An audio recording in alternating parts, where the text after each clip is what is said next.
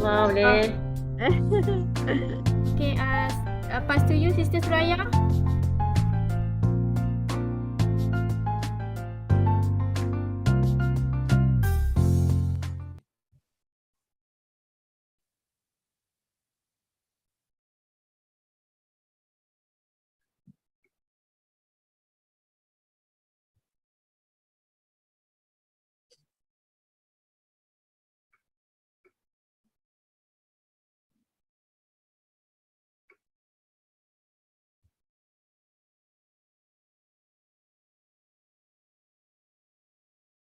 Suraya around? Tak dengar. One moment ya, because Okay. ada isu sikit. Kejap ya.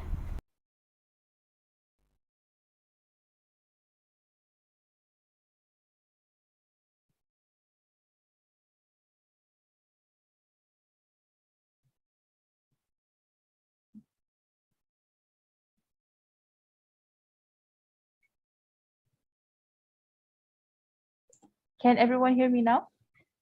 Yes. Yes, Okay. can You're in the camera. Let me start Yes, all over yes. again. Assalamualaikum warahmatullahi wabarakatuh. Welcome back everyone to the second session of our KICT 20th year anniversary event. Let us begin our session with Al-Furqan Al-Fatiha.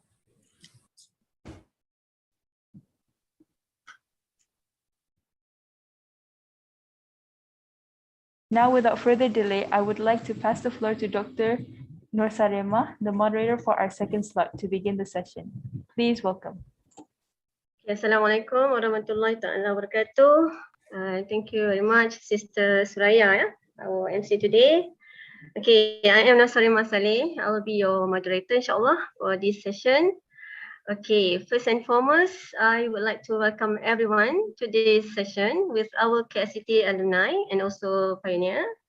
Okay, the topic for our session today is sustaining KICT involvement in community engagement. Okay, mashallah, we have a wonderful guest with us today. Our very own Kak Sai, Saidatul, Madam Saidatul Bariah. Assalamualaikum. Assalamualaikum Kak Sai. Waalaikumsalam. It's been very long time ya. Oh yes.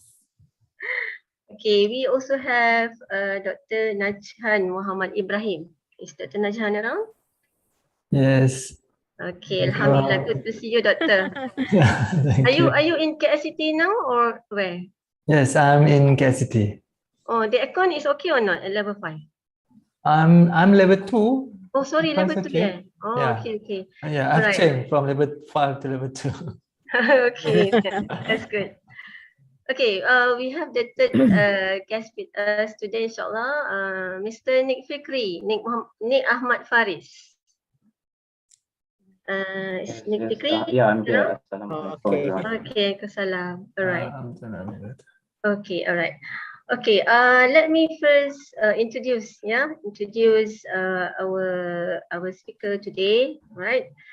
So, okay, let me introduce first Dr. Najhan. Okay, Dr. Najhan Muhammad Ibrahim is one of the KICT alumni who graduated with bachelor and master degree, both in the field of information technology in KICT, back in 2006 and 2009, respectively. Later, he pursued for his PhD in information technology in University Technology Petronas under the Faculty of Science and Information Technology and graduated in 2019.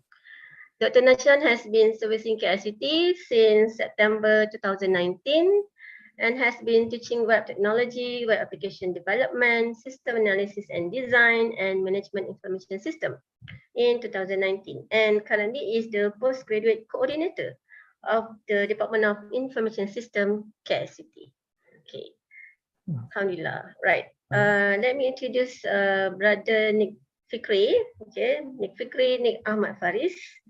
Also our alumni is a computer science graduate majoring in software engineering and big data analyst, and currently working with a Singapore-based unicorn insurtech startup known as Boltech.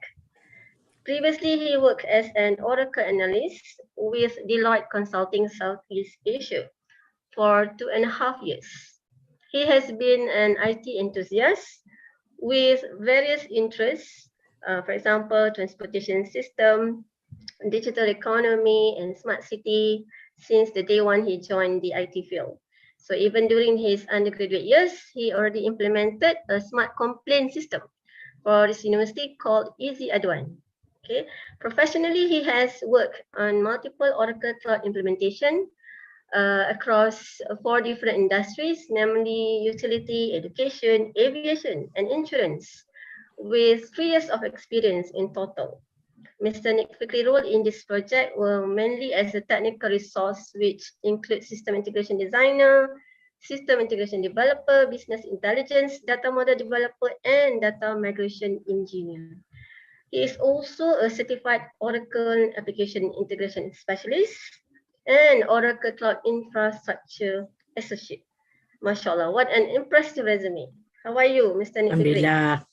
Yeah, good, good. I'm Okay, good. last but not How are least. you, everyone in KICT?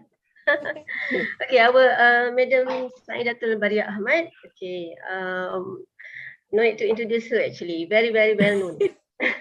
Very well known figure. Not only in KICT, in the university. Madam Sai was the senior assistant director, yeah, in KICT, who served the role from 2005, yeah, 2005 until 5. 2007. Right. So Madam Sai punya last post was in IM being the deputy director of the IIBF. Is that correct, yeah, Madam? Yes. IIBF from 2018 until 2020.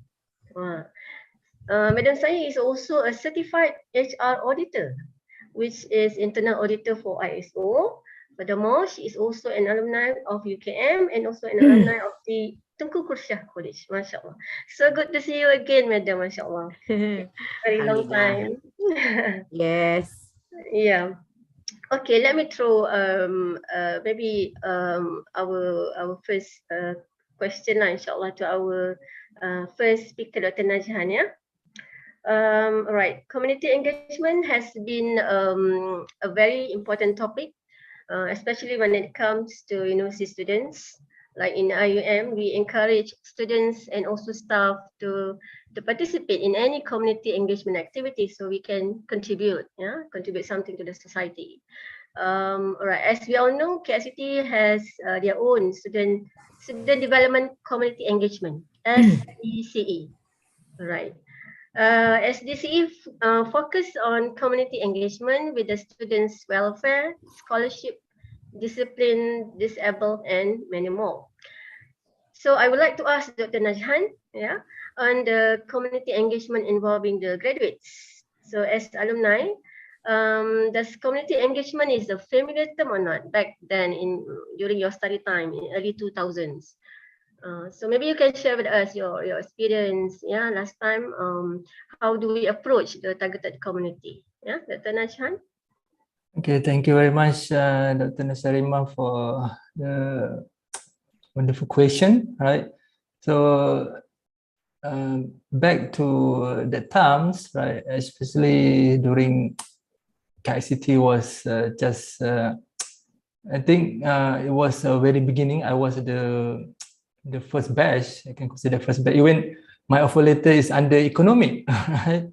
Okay, so at that times we do not have as much as now that we are focused on a lot of community engagement. However, we have start, right? Before that, we know the start, right? More on the student affair and development, right? But without having like what we have now, and in our own program, especially we have a co-curriculum program, especially, right? So most of the engagement I get from participate in those classes, right? In those classes, whether directly or indirectly to the community, right? For example, one of our co-curriculum, I think we have a lot, right? So we can choose, right, during from year 1 until year 4. Right? So one of my most favorite co-curriculum is Wataniah, right? So I did join two years of Wataniah, right? So in Wataniah, we go to serve direct to the community, right? We have a lot of program with community, and we develop a lot of the interpersonal skill, like we also, and during the short semester, I also get recruit, right? So because Wataniah, we follow the class, and if you have a chance, you can recruit to get a real training from the army, right? To serve the nation, right? For example, what happens, something like, if something happened like Ukraine now, we need to be called, right? Something like reserve, right? So I think that is what I'm proud of, right? To the community that I can involve back then, right? And when I was joining that, it was my dream to be a soldier, right? I'm not expect to be a lecturer now, right? So I was, after my graduate degree, I'm going to do a short training to be a captain, and then to be, right, there's a lot of step there. But suddenly, I'm not sure what happened, and my dream was changed, right? Okay, because due to some turning point, of course, everyone has their own turning point, right, to be involved. I believe even this day, in our program, we also have a lot of co-curriculum, right? And from co-curriculum, you can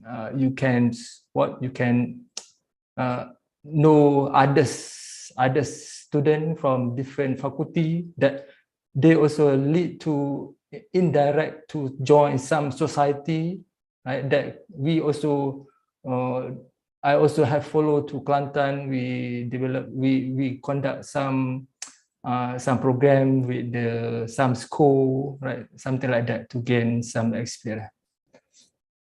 Okay, that's what I can share right from now. Thank you. Okay, mashallah. Thank you, Dr. Najhan, yeah, for very interesting sharing. Okay, all right. For Brother Nick Fikri, okay, mashallah, so good to see you again. As a person with a vast experience in industry locally and abroad, maybe you can share your opinion, yeah, about the technology that may assist in promoting KICT community engagement activities, and how to get the private industries interested in collaborating, or also to get involved in our KICT program. Maybe you can have some thought on this. Yeah, Assalamualaikum everyone. How are you, everyone in KICT? It's been quite some time, I think, 3 years. So yeah, I think thank you, Dr. Nusarima, my former object-oriented programming course instructor. Okay, back then. Yeah. So I think based on the questions, there are two parts that I should answer, right? One is the collaboration. Second part should be the technological part. So I think in terms of the collaboration, definitely I have the experience of doing this. And definitely as students, I can talk in the perspective as a student, right? Because I've never been the faculty member. So as a student, we definitely need a platform, right? We need a bridge to the external parties, maybe external to KICT or even external to IIUM. So in our case, I had an experience building a smart complaint system. Back then, QR code was a new thing in 2015, right? Now, everyone knows how to use QR code in the whole of Malaysia by using MySejahtera. So back then we had a project, right? We joined a grand design challenge organized by Collaborative Research in Engineering, Science and Technology, CREST. So I think CREST has a collaboration with RMC as well, Research Management Center, KOE, as well as I think KICT. So we were actively participated in their programs, and one of it was Grand Design Challenge. And then we were shortlisted, but then we did not have any partner to implement that. So what we did was actually we need the bridge, right? So that's why we reached out to our then Deputy Dean of Student Affairs, Dr. Sharfawi. I think now he is still Deputy Dean of Student Affairs, right? So Dr. Sharfawi actually built the bridge for us by setting up a meeting with the director of RSD, Residential and Services Department, Madam Siti Suraya, back then, I'm not sure now. So, and we had a meeting with them, and then they agreed for us to actually build a prototype with them, with the seed fund that CREST provided to us. And then eventually, yeah, we won the competition. And we also, I think, thank you to Madam, my IT project management in IT, Madam Azian, for allowing us to use that project to be part of our PMIT project. And then enhance via that, all these collaborators, all these bridges built for us, then we managed to build Easy Adwan for IUM via RSD, right? So that's why we need the collaborators. And in terms of the external parties, not just private entities, we also have non-profit organization or even government agencies.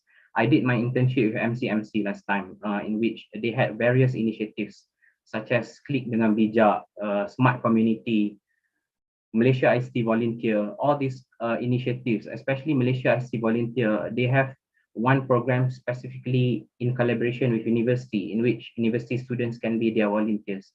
And it's up to the university to decide who is the target audience for that program. They will provide the modules, we provide the students, and then we decide who are the target audience, right?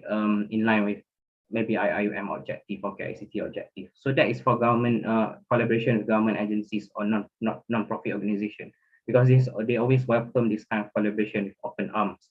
However, for private entities, it's pretty tricky, right? Because even if it is a CSR department, then they still treat it as a business. So we need to have a proper collaboration with them in regards to the MOU, the partnership, right? So we need a proper MOU, and it's not just fire and forget kind of collaboration. We just start something and we forget about it, because essentially students come and go, but the faculty or the university management will remain there for a longer period of time. So we need your support in this regards, because eventually this CSR department, yeah, they are not only focusing on bursaries or scholarships nowadays, right? Because they also pivoting. I wouldn't say pivoting. I would say they are expanding to a bigger audience, like maybe a community capacity building, community empowerment, etc., etc. So yeah, that is in terms of collaboration, I would say, both with government agencies or non-profit organization versus private entities. Those are the challenges, and how students can actually rely on the faculty members to build the bridge for them. And then for the technological part, I think this is pretty interesting, right? Because nowadays we have a lot of technology that are free, that are actually having free access, but they have licensed products mainly, but especially for cloud providers, because I'm in cloud computing industry, right? So you can leverage on a lot of free tier cloud services. If you Google free tier cloud services, I think almost all cloud services will have this free tier services, in which maybe you will get some basic compute server, right? Like compute for you to deploy your code, and maybe a basic database service with limited volume and maybe smaller CPU, for example, right? So all those are there, but the only thing you need is, of course, your formal or official email. You cannot use Gmail to access those, and by using your, I think IUM Live, right, email, I think you can access to many of these trainings, even free certification trainings like AWS, GCP, Oracle Cloud Infrastructure. They provide all these free trainings for everyone. You can access, but provided that you have an official email and you are representing which institution as what, right, as a student or as a lecturer. So technology are there for you to explore, but of course, you need to use use this diligently. It's not just for community engagement, but maybe also for your class projects, right? Or maybe FYP, because I believe with the limited resources, we can also utilize our own cloud tenancy, which are available for free outside there. Yeah, that's all from me.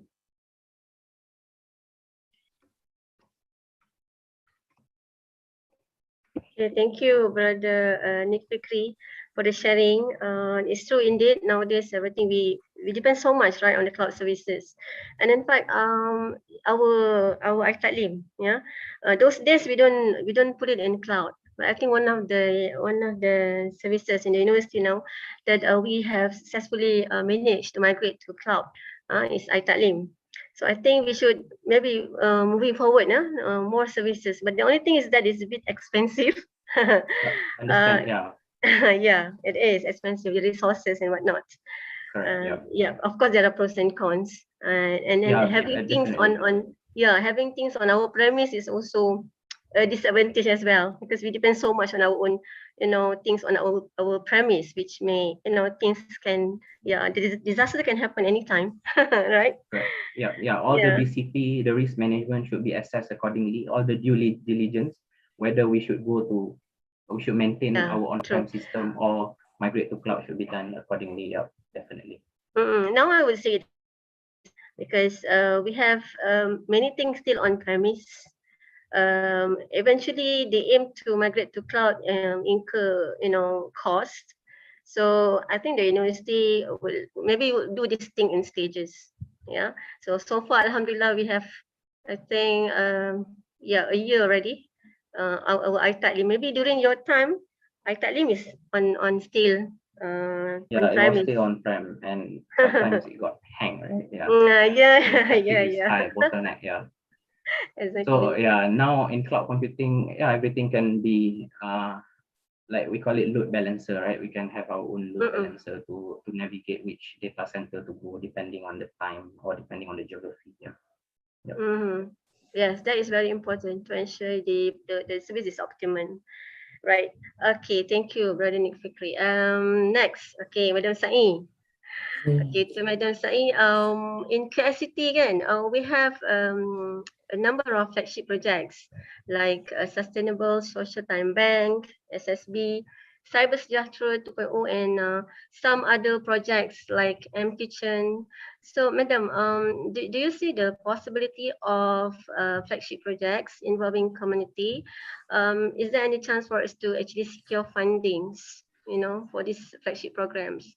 So in your perspective, can a flagship project generate income, and is it possible to have their own account separate from the IUM operating account? So I think this is, maybe you can have some opinion on this.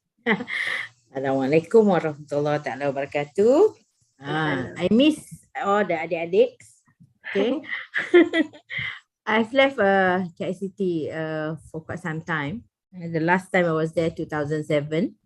But I'm glad it has developed very much. And I see you all have about 6 flagships, right? 6, I think, in the website. Yeah, I think around that. Tapi more in the university level banyak lah. But in your website there's 6. So well, you see, all these flagship projects came towards the end of my career in IIUM. However, in IIBF, okay, we sort of first struggled, okay, to have the flagships.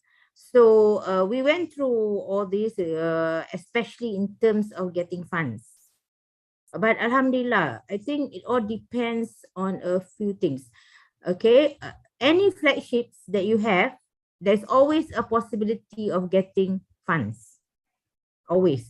It just depends on a few things. It depends on what type of flagships that you have.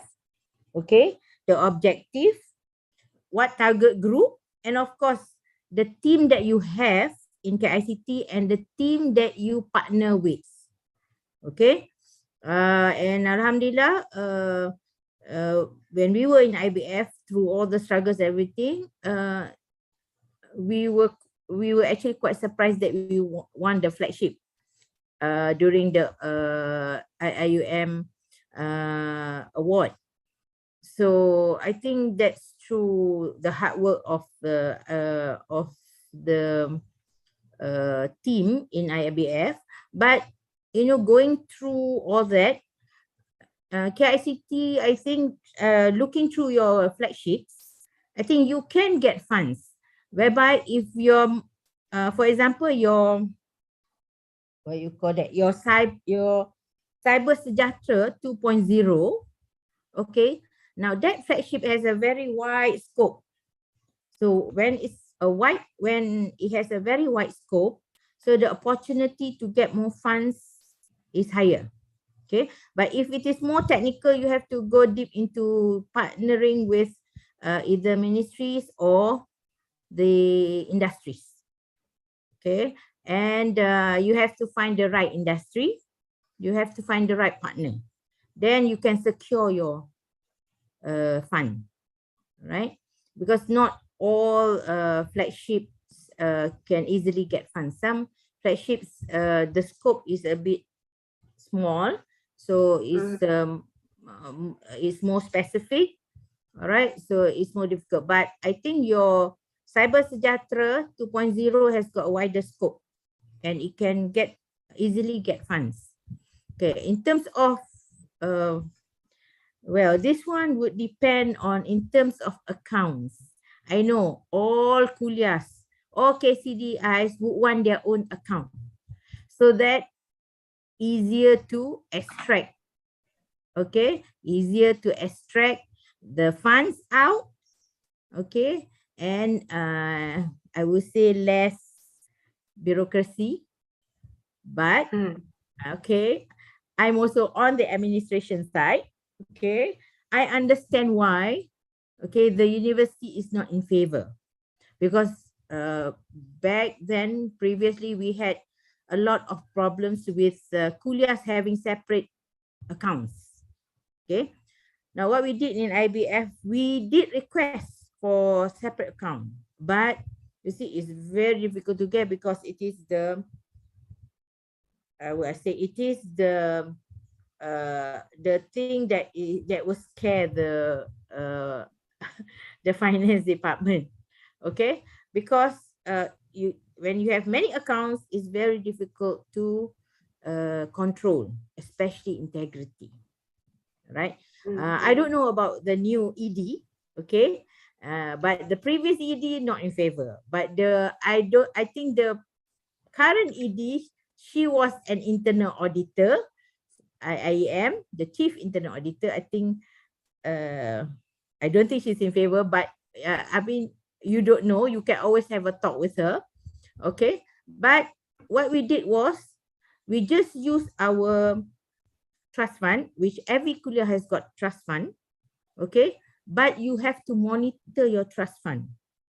Okay, you yourself monitor your trust fund. No doubt, even trust fund now, I know it's still under the finance, and it's difficult in terms of usage. You want to use the money. You know, it's not easy. You have to follow certain regulations, right? So for me, because I've left the university for 2 years, I've retired for 2 years. I don't know if they have a new rules and regulation. They have something new. So it is good that you discuss with the new management, because we have a new ED. So she might have different views or different ideas. Why don't you try? Okay. Okay, all right. Very useful piece of opinion, Madam Sai. So you are suggesting us to try to discuss with the new executive director, Yes, Madam Naimah. Yes, maybe she has different ideas because she was the chief internal auditor for the university. Maybe through her internal auditing, she may come up with certain ideas that can facilitate the kuliah better. Why don't you try that? Okay. But I'm still wondering what was the problem with the university? It's not that they're allowing, but they make it difficult, right? Yeah, because you see, okay, I'm also talking on behalf of the university, right? You see, when last time, because I also do auditing, so there were some integrity issues whereby you see now you are holding the post. My integrity is very high. I want this account. I will take care of this account. So for how long? Are you going to take care of the account? And you know, you in eventually other people coming in, all right? You won't be holding the post for that long. Okay. True. All right. So different people comes in, different people has a different way of handling the account. So the university, in the end, it goes back to the university. The university will have problems later. You see, the kuliah will also have problems, but not the individual, okay, who set up originally the account. So that's why, you know, the university is very particular when it comes to creating accounts. That's why a lot, I think previously, the most kuliahs got a separate account, but eventually they had to close. I Separate don't think account. they will repeat that. Oh, like, is it under ROS kind of thing? Like, No. It's more of excuse me for saying, though it's okay. IIUM, it's still university. You are still normal people, you know, manusia biasa, okay? Yeah. There were some issues on integrity, some issues on the misuse, okay, on trust. Yeah. So I guess, you know, and it was a lot of headache for the university, especially the finance and the auditors. So I don't think they want to go through that again. Okay. If I can share a little bit what we do for what we have done for our flagship, Greta Gomba Animal Shelter.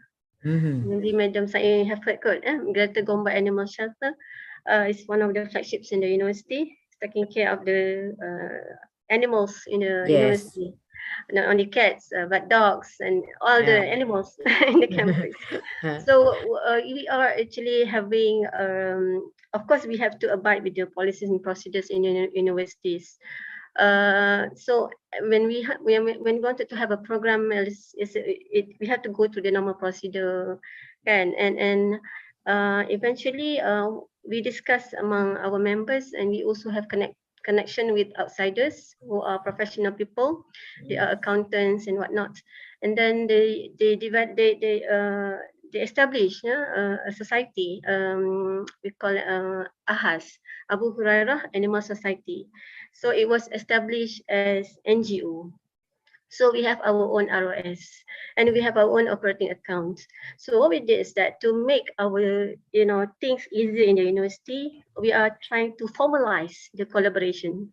So we formalize the collaboration between the university and that NGO. So because the NGO is already well known, people know when they say Abu Hurairah, public knows. Abu Hurairah ni well known in among the public. So we can easily, get the crowdfunding kind of thing with the public. So through that, we can manage our activities.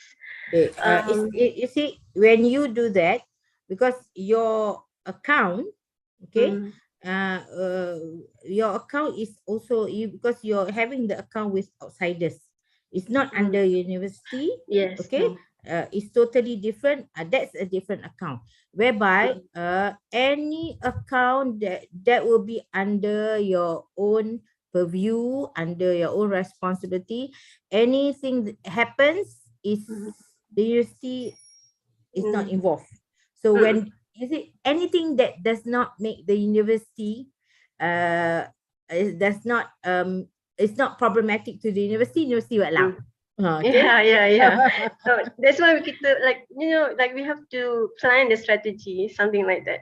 Yeah, but it's okay. I mean, you have different ways of doing it. But when you ask about a separate account when it comes to under IUM, I don't think they will. Yeah. Agreed. Okay, thank you, Madam Sai, for your wonderful feedback. Okay, maybe let's proceed. Get back to Dr. Najhan. Dr. Najhan has been waiting, smiling. Dr. Najhan, okay. What is, sorry, just now my camera is something wrong. Now it's okay, kan? Okay. What is your advice to the students, Dr. Najhan, so that they are always motivated and eager to share the KICT, to share the ICT knowledge in cultivating engagement with the community? Any input from you about this thing? Okay, I will advise for this question. Thank you very much for coming back, right, for the question number 2. For my junior, I can say my junior, of course, my students, right, I would advise, right, you to first of all, you need to develop some of the experience by joining some society to get experience how to handle the program, how to be a community, how to lead, how to communicate with others, how to communicate with the people, right? If you go down to the community, how to communicate with imam, with ustad, with people, right?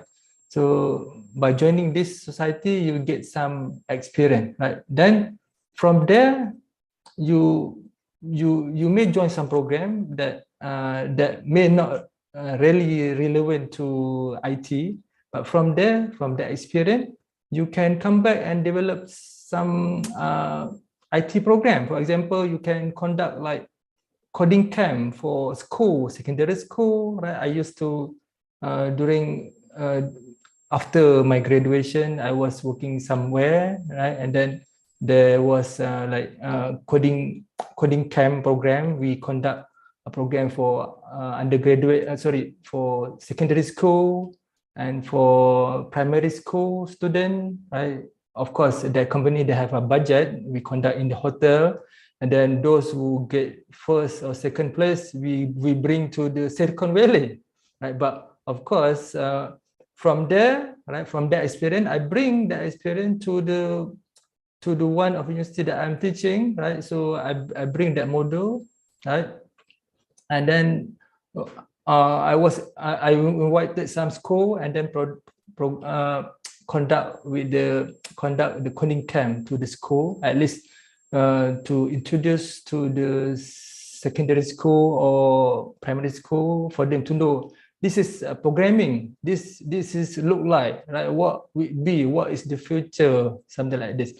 So you need to start from very, what I can say, from very small, right? Very small, by joining some program, and then from there you can develop your own program, or even though or you, when you back to your school, of course, we have our own school that we has learned before. We can conduct some program for them, right?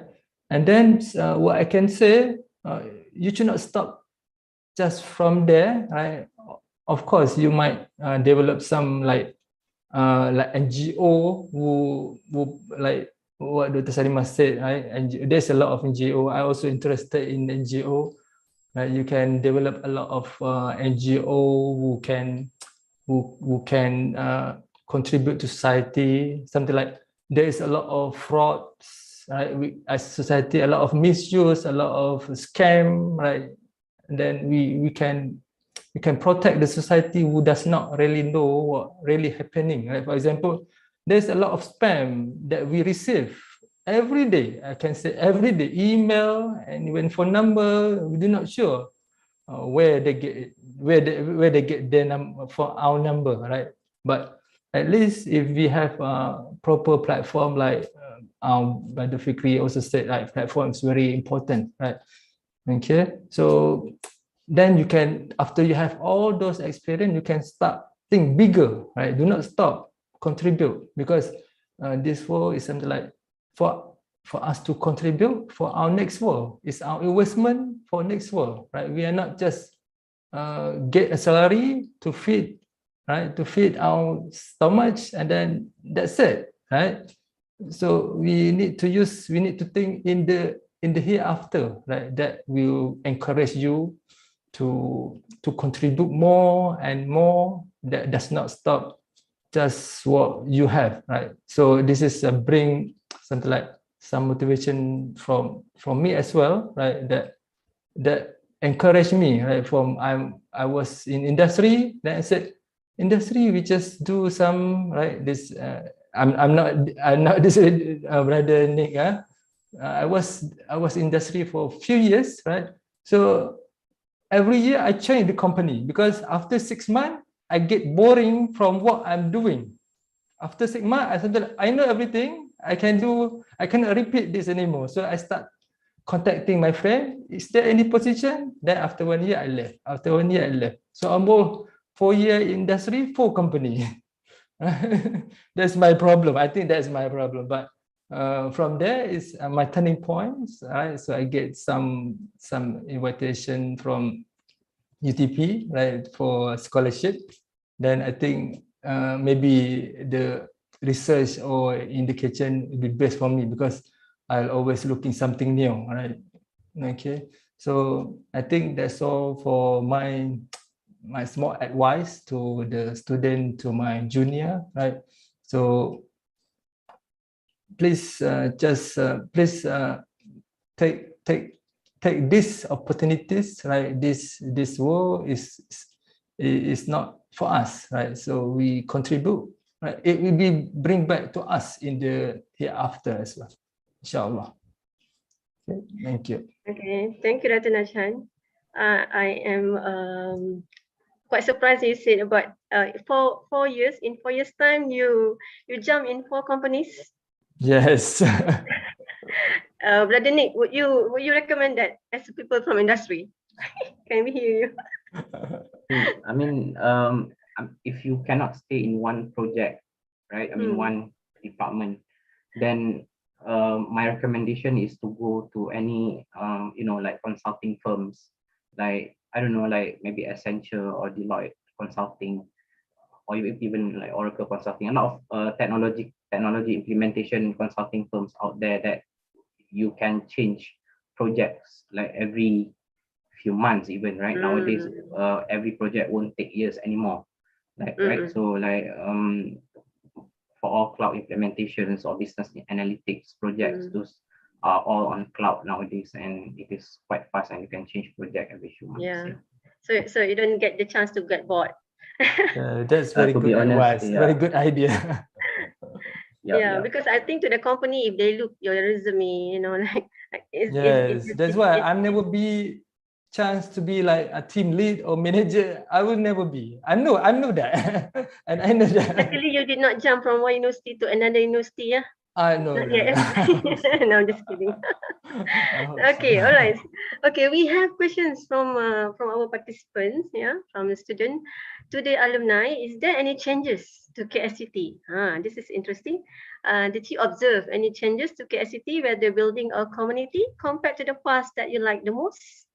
That's the first question. The second one, how is the change management in KICT involved from time to time? I think the first question is clear, right? Yeah. Who wants to respond this one?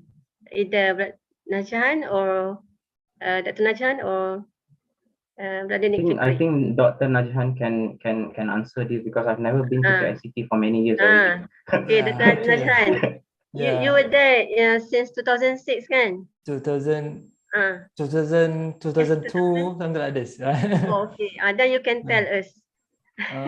Any change? Yes, of course, it's a lot of change, right? Especially the place, right, where I was study, just a very small part building of Kuliah of Education. We are very limited of classes, limited of labs, right? Sometimes we do not have lab, we need to go to general lab, right, to access some resources, right?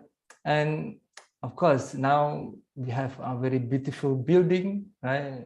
And that is one of the reasons that I would like to come back. Yeah, I was, oh wow, we are very big now. We are like similar to one of the university, right? One kuliah similar to size of university that I was working for, right? So that is the change that I realized, right? So, and then of course now we have a lot of lecturer, right? New faces. Even some of my friends like Dr. Hayani is my friend during undergraduate, and of course in terms of the lecturer, right? Some of lecturer like Dr. Sadri previously also stay around, so it's get easier for me to work, right, in KICT. That's why I never, when I come back, I was in Perak for almost 10 years. Then when I come back to Kuala Lumpur, because my family is Kuala Lumpur, I always planning to come back to Kuala Lumpur, but I never planned to other university except KICT. I never applied to other university except university. But of course, before I come back to Kuala Lumpur, I used to apply a postdoc in Ireland. Right? So I've been in Ireland for a while before I come back to IC. And I believe we have changed a lot. And then I think we also still have a lot of, if based on my experience, we still have a lot of room to improve, right? Especially, I believe a lot of our lecturers also been in Europe, right? So something like, beside university, there is an industry, there is a company, there's a lot of company there. So directly, the product is directly produced to that company, right? So I think we do not have, I've never seen like that thing in Malaysia University when in UM or UPM. I mean, we do not have like industry park just inside university or just beside university. That what I wish to see in the future. So maybe then our knowledge, what, because in industry I can see there's a we have a lot of very wide gap between industry and education, right? Because when you go to industry, people does not really respect with the academician, because you are just theory, you do not do anything. But when academician look at the industry, you just do only one thing, you do not do research, you don't do a lot of things, right? So there's the gap. But I can feel there are very less gap in the European, because even my project that was working with the industry, that they are very close to each others. And even industry also write paper to the lecturer also go to visit, and they show the data, right? They do a lot of real thing happening there. That what I can answer. Thank you. What about Brother Nick? You have that view that between academia and industry, there is such gap in Malaysia, and like the industry is not really, I don't know the word respect. No, I don't think. I mean, what's your view? It's. I mean, we complement each other, right? I mean, there is no such thing as we are not respecting the academia and vice versa, right? I mean, you guys are also supplementing talents to us, right? I mean, we are complementing each other, but the only thing, the gap definitely in terms of as what I think what Prof Riza said just now, we need to have more productivity, so and hence more more innovation is needed from our talents. So and we need to, maybe to commercialize more of the researchers done by the academia, and only those kind of partnership needs to be enhanced, I think, the gap. But in terms of the respect, I don't think there is any gap. But I can but in terms of the changes, right? I mean, back to the question by the student in the pre-attendance form, I think one thing that I think I noticed nowadays that KICT application rate has increased tremendously, right? I mean, in comparison to Kuliah of Engineering, I heard, because I have a friend who his brother got registered to CFS. My friend told his younger brother, that oh, you can enter KICT easily. But apparently nowadays it's not. More people would like to go to KICT than engineering nowadays, right? So that is the change I noticed. And because during our time, there were only small people. I mean, there was small group of us in CFS, right, Center for Financial Studies, who actually wanted to go to KICT in comparison to engineering. So now that is the change in the community, I can see. So which means all of you guys, I mean the students who are listening, you guys chose to be here. Nobody's forced, I believe. So I don't think hard skills is the issue now, right? You can improve your hard skills, definitely, your coding, whatsoever. But soft skills is what you need to work on, not by the book, but by real experience. Yeah. Yeah. That's true, Brother Nick Fikri. Yeah. It's more enrollment actually. And in fact, yeah, we welcome very much, especially to join our computer science program. Yeah, to encourage students to join this program because the industry is actually really looking towards our graduates. Yeah. So thank you so much for that feedback. Okay, maybe last question because we are almost 10 to 3, yeah. Okay, Madam Sai, not to forget you. No, it's okay. Well, I just would like to share because when I joined KICT 2005, KICT was only a small part, at level 4 and 5 of Kuliah of Education with full of termites, with Exactly. so many problems in terms of infrastructure. So, and also at that time, and then we were, how would I say, we were fighting for parking space. Right now, you have ample space. Okay. So And true. in 2005, when I joined, the first thing in fact, I actually slept. Okay. I slept in the office for about a week so that I can really learn how to develop KICT. Okay. Masya Allah. And with the help of the team at that time, okay, we find that one, KICT needs to mature because there were only about 30 or 40% who had PhDs. The rest all, they only had masters, which you cannot mature when you don't have PhD. So I was practically like, you can ask even Sister Sarima, like every day I chase them, go and apply. Get Betul. your PhD places, every day chasing them out. So meanwhile, while chasing them out, I also have to recruit maybe 2-3 years some foreigners so that waiting for them to come back. All right, and then Alhamdulillah, I managed to chase all of them to go for their PhD. Okay, but out of for that, I think about only 60% I think came back. The rest had their own problems, and I really pity some of those staff that we lost who could not come back after their PhD were very good ones. Yeah. Even they were without PhD, they were really performing in their teachings, in getting students to be part of the community. Very good stuff, and it's a pity that we lose them, and because of the university's regulations whereby you don't finish certain time, you're out and then you Yes. get sued.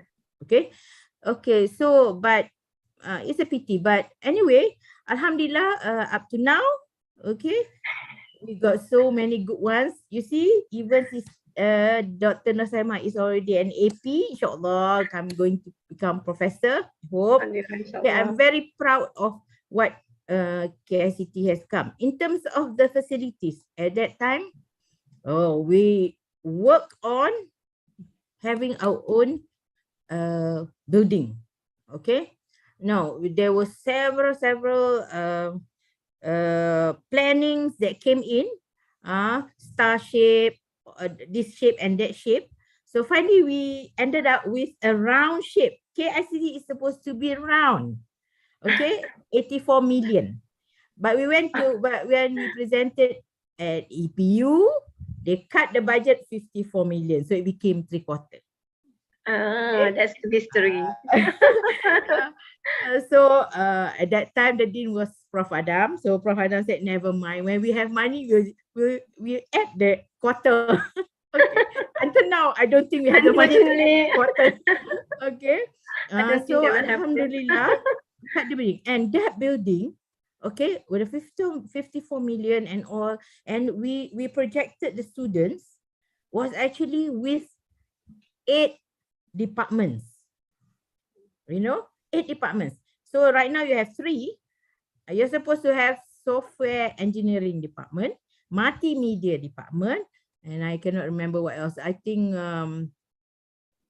cannot remember, but AI department. AI, because it's supposed to be 8.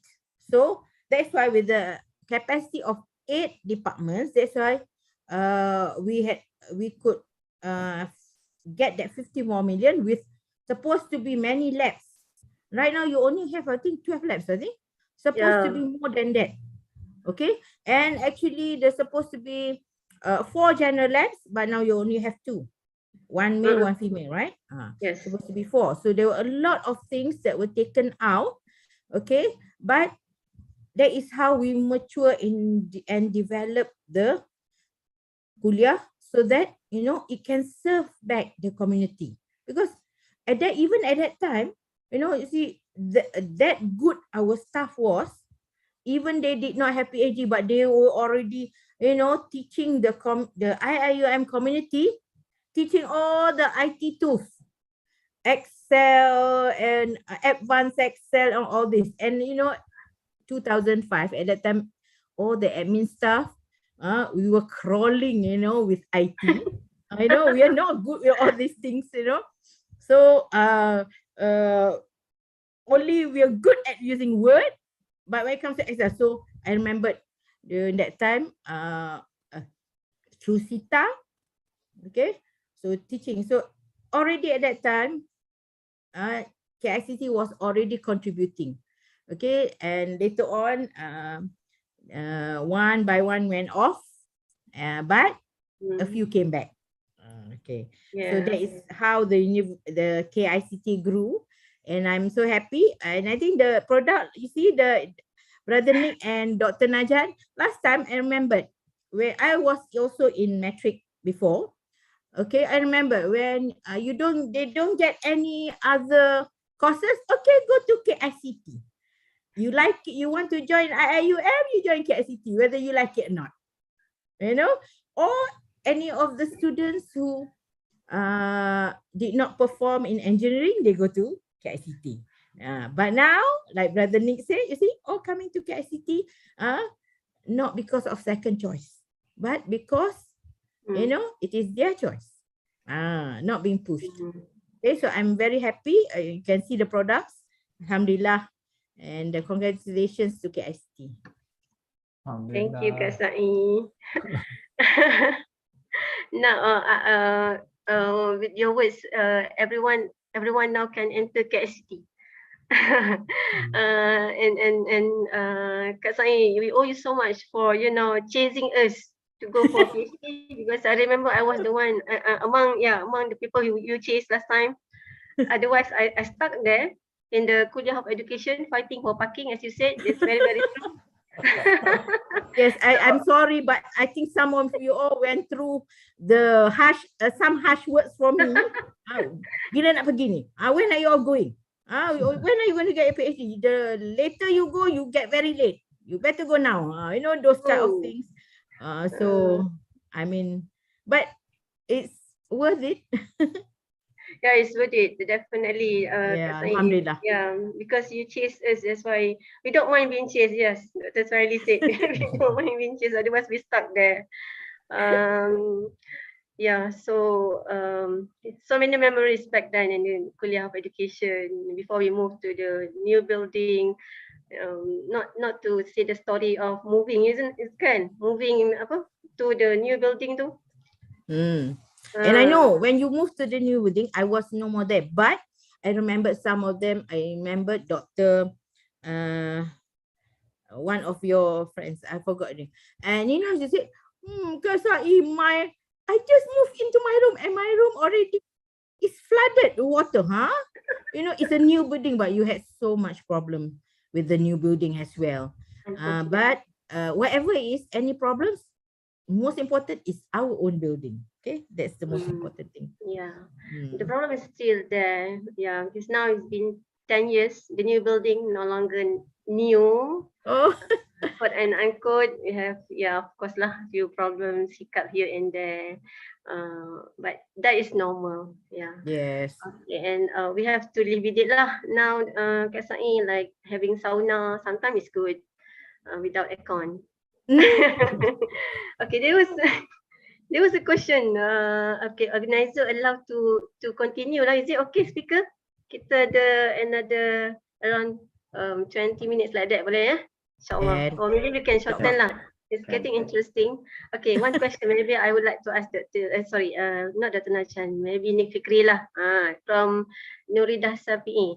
What are the requirements that the industry is looking for in new graduates? This one, a participant from YouTube is asking. Is there any specific thing the industry is looking for? And rather Nick Fikri, maybe you can respond to this one. It's pretty tricky, but definitely nowadays we are looking at an all-rounder graduates, right? I mean, not just focusing on any specific like specialization, I would say. Because why? Because currently we are using, as you know, many companies, even FSI. FSI stands for Financial Service Industries, which is banks and insurance, governed by BNM. They are also migrating to clouds now. Actually, BNM allowing them to migrate to cloud. So, and people are running away from their data centers due to high maintenance and stuff, right? So, and hence cloud computing, definitely you need to learn everything, right? Not just programming, but also networking, right? You need to learn networking. You need to also know about IT security. Like sometimes those IT auditor will come to you, hey, why your database is not whitelisted? I mean, why there is no IT whitelisting in your database? Why everyone can access it? Why there is no SSH tunneling to your database? So those kind of questions will be asked to us, DevOps teams or cloud ops teams. So we need to know all those stuff, right? And definitely things like analytics, business acumen is also important, right? Because nowadays many enterprise systems requires us IT students to know about, you know, all the financial stuffs, supply chain management, human capital management. So without having those business acumen also, it will be hard to learn. I mean, definitely being in technology, you need to be open to learning every time, because technology moves very fast, right? Every second it evolves, and the senior you get, you cannot settle down, because the senior you get, you need to learn even more new things, and you need to learn it fast.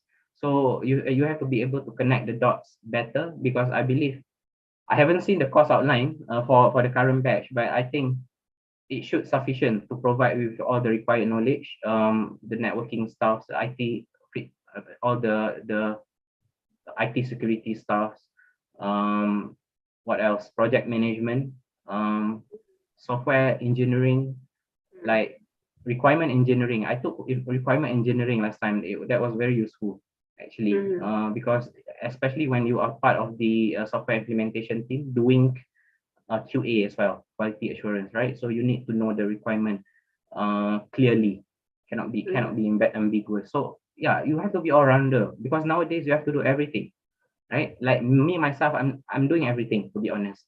I have to learn about networking, I have to learn about cloud computing, I have to learn about IT security, because IT auditor will keep chasing me.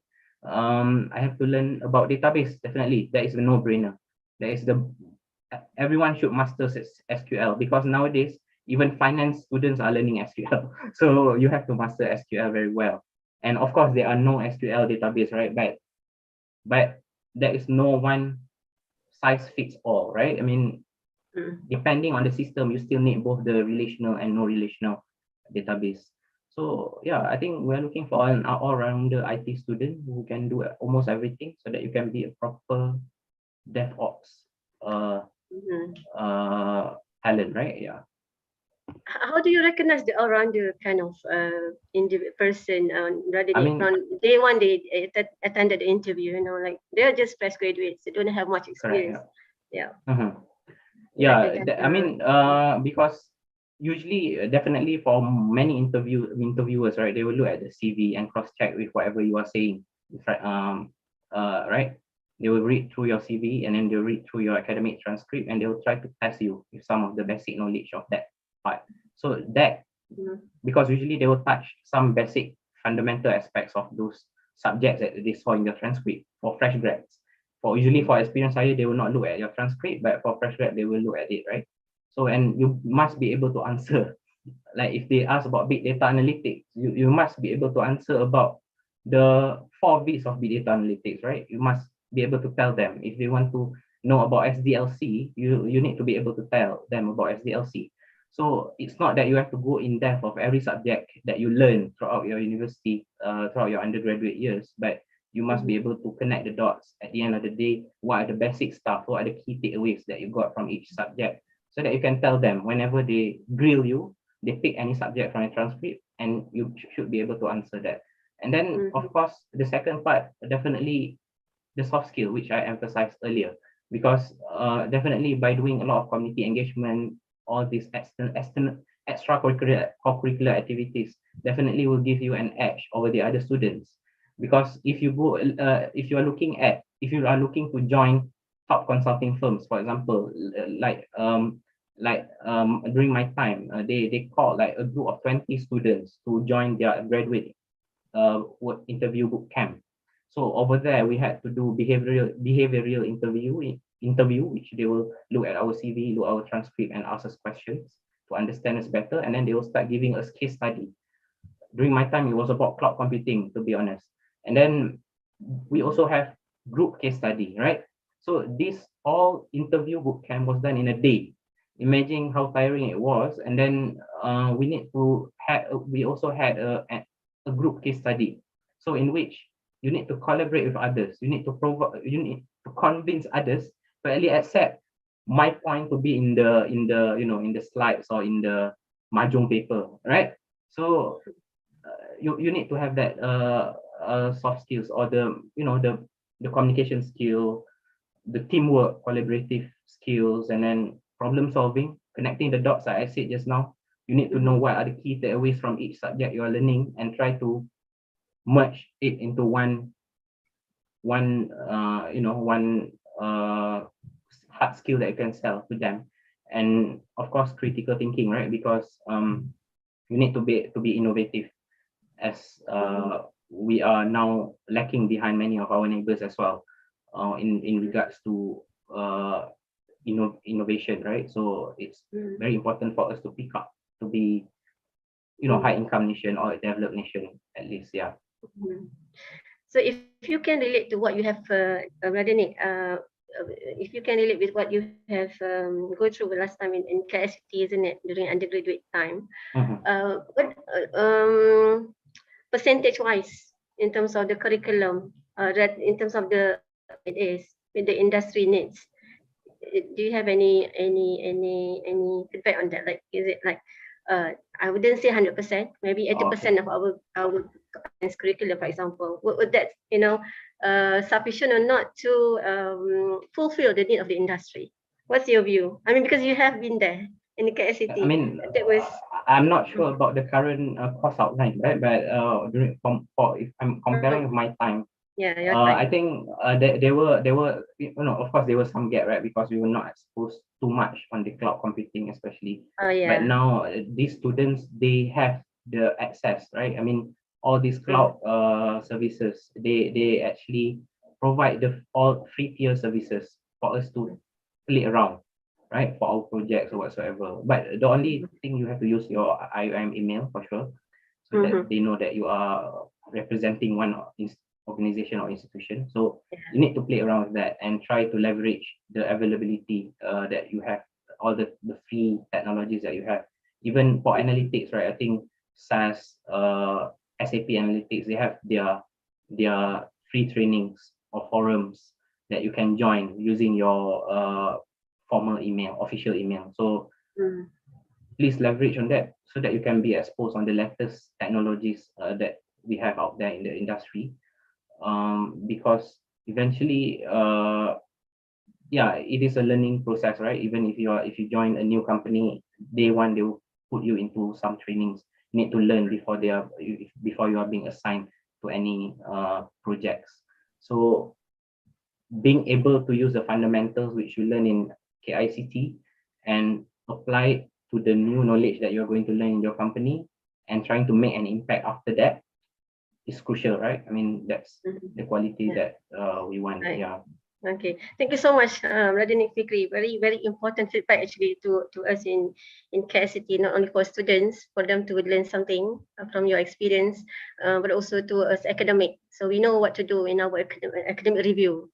Right. Okay. I would like to open to the floor lah, since we have time. And anybody, sorry, in the Zoom, in YouTube, maybe you can pass the question. But in Zoom, anyone would like to ask something or to say something? Anyone in Zoom? Or should I call names? And any question from Zoom participant?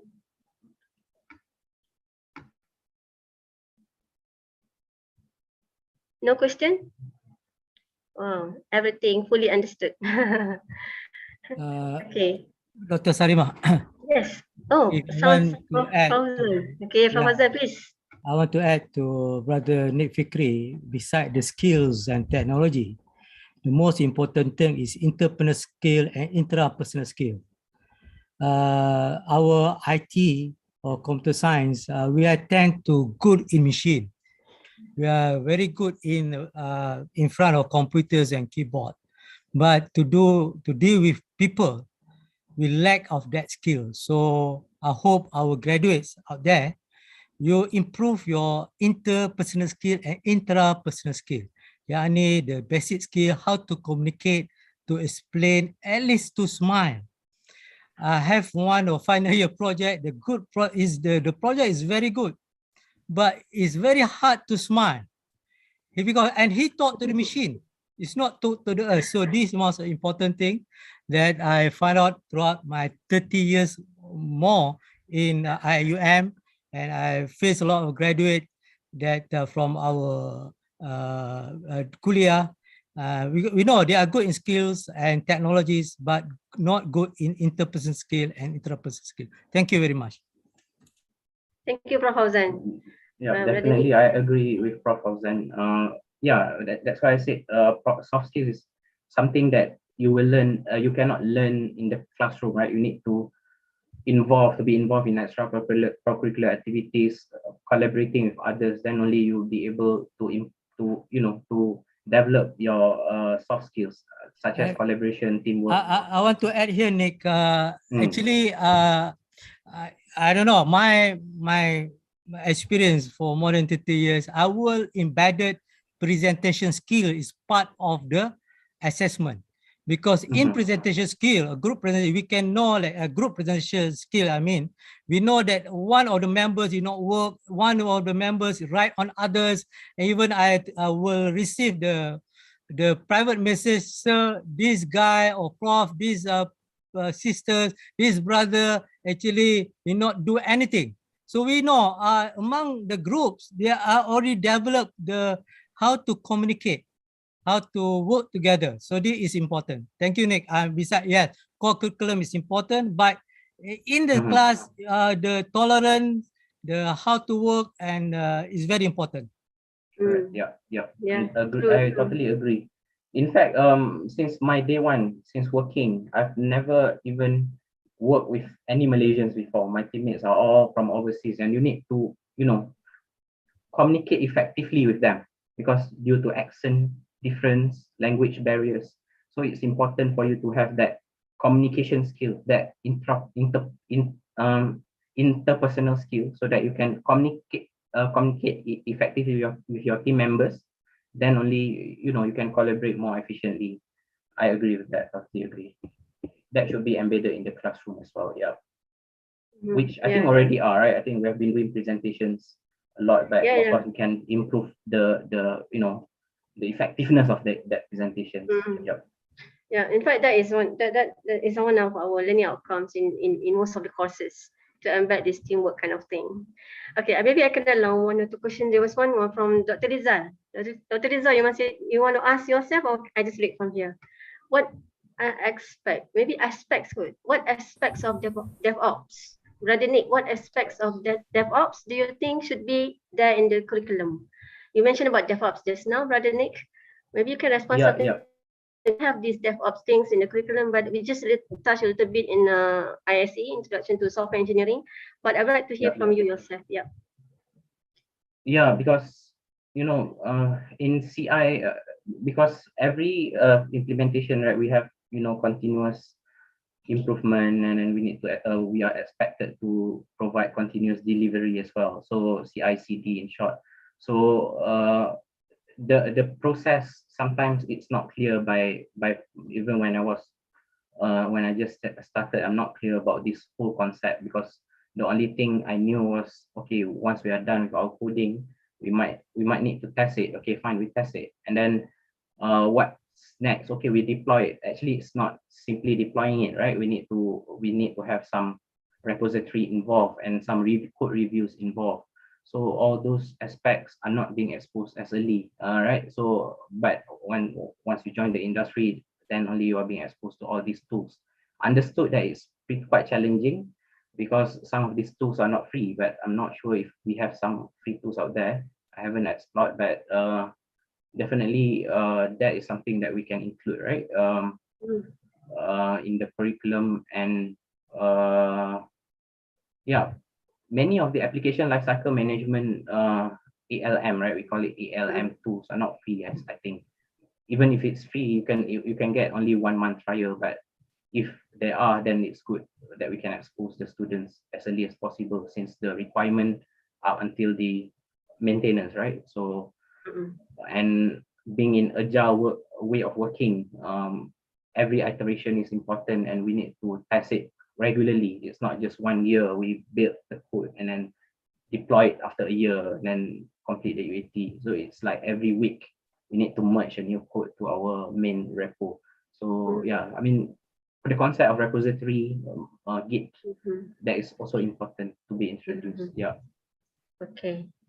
Right, I'm taking some of the notes. All right, thank you so much, Brother Nick. That's a very good input, because we need to revise our curriculum from time to time during academic review. So this kind of input is important for us, to embed in our curriculum.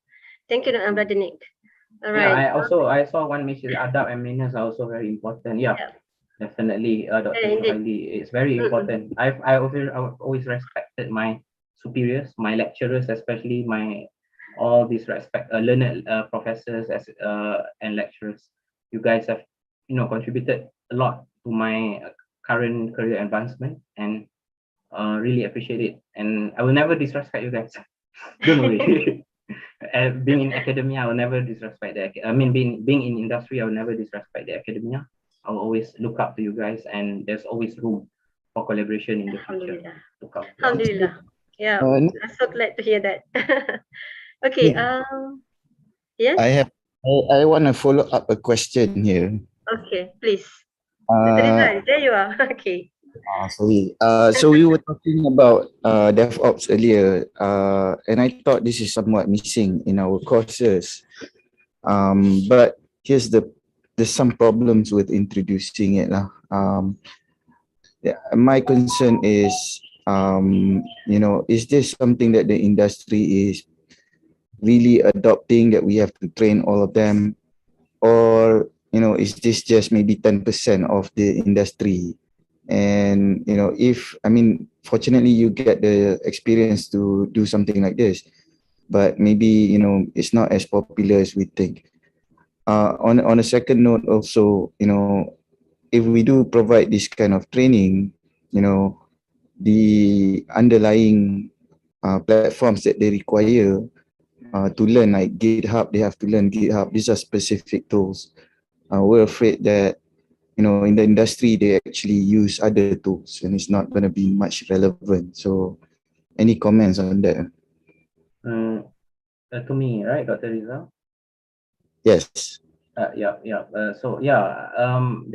I mean, even if it is not the kuliah or department required, maybe it can be part of the specialization under software engineering, right? Because definitely for all software engineers, they need to be part of this process, DevOps process.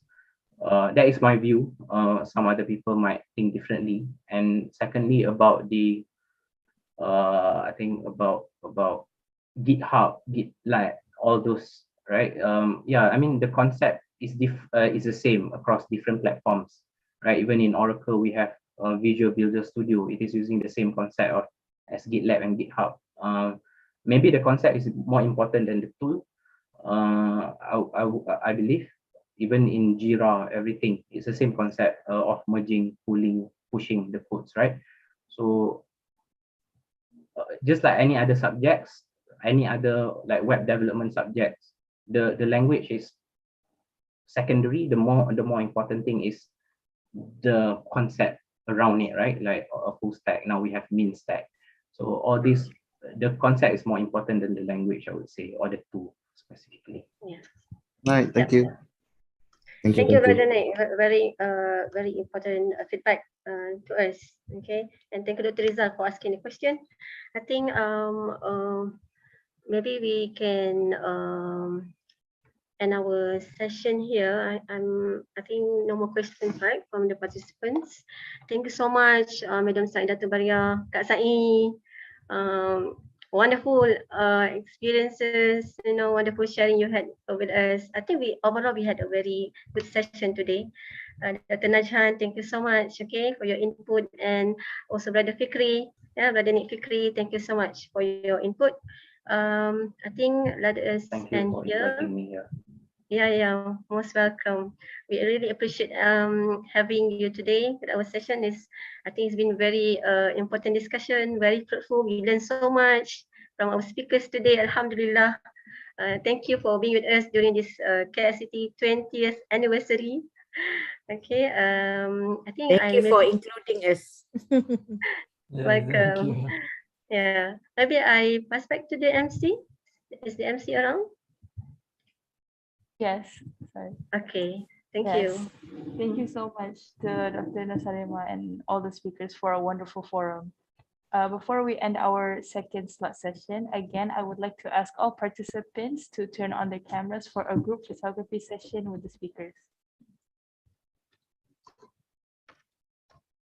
Everyone, please open your cameras.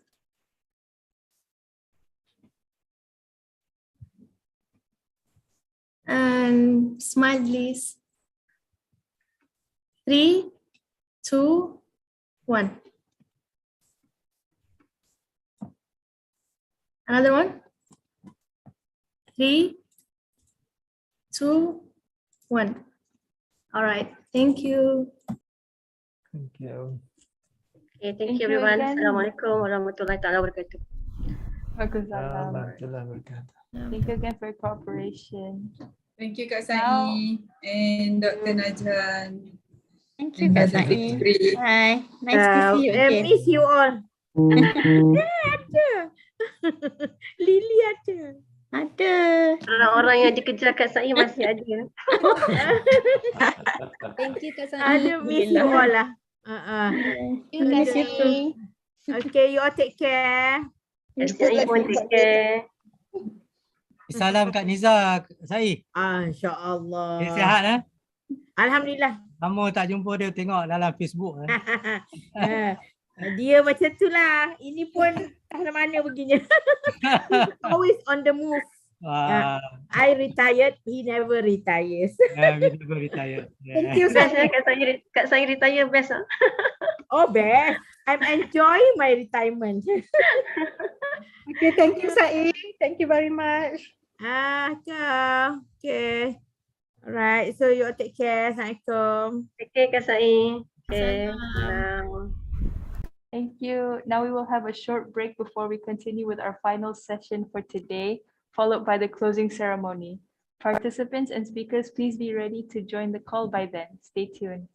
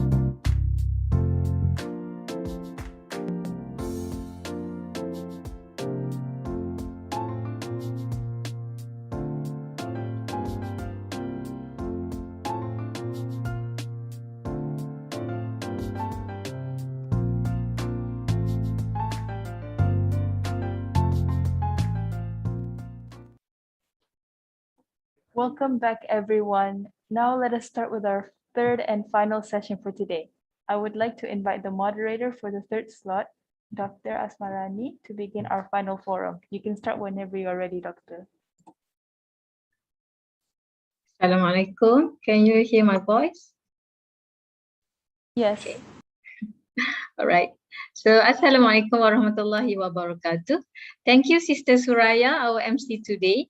First and foremost, I would like to welcome everyone to this session. I am Dr. Asmarani, will be your moderator for this session.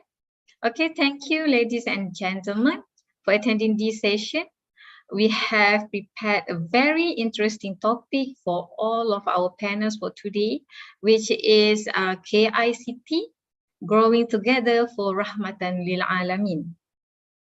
When we say Rahmatan Lil Alamin, it is about the concept of the mercy, compassion, and benevolence to all people and the whole universe. Thus, we as a part of a RIUM community are encouraged to facilitate and contribute to not only within the RIUM community, but to the society out there. Nowadays, technology has revolutionized our world and daily life. Therefore, we can say that KICT is the one of the kuliah that plays a vital role in adapting the technology for Rahmatan Lil Alamin. But before that, let me meet our guest for today's. It is a great honor to meet these successful guests in this online meeting. Okay, first we have Assistant Professor Dr. Nurul Nuha binti Abdul Muluk, leader of Cybersecurity Flagship. She joined RIUM in November 2006. Since then, her taught courses are IT security, risk management, control and audits in information system and management information system.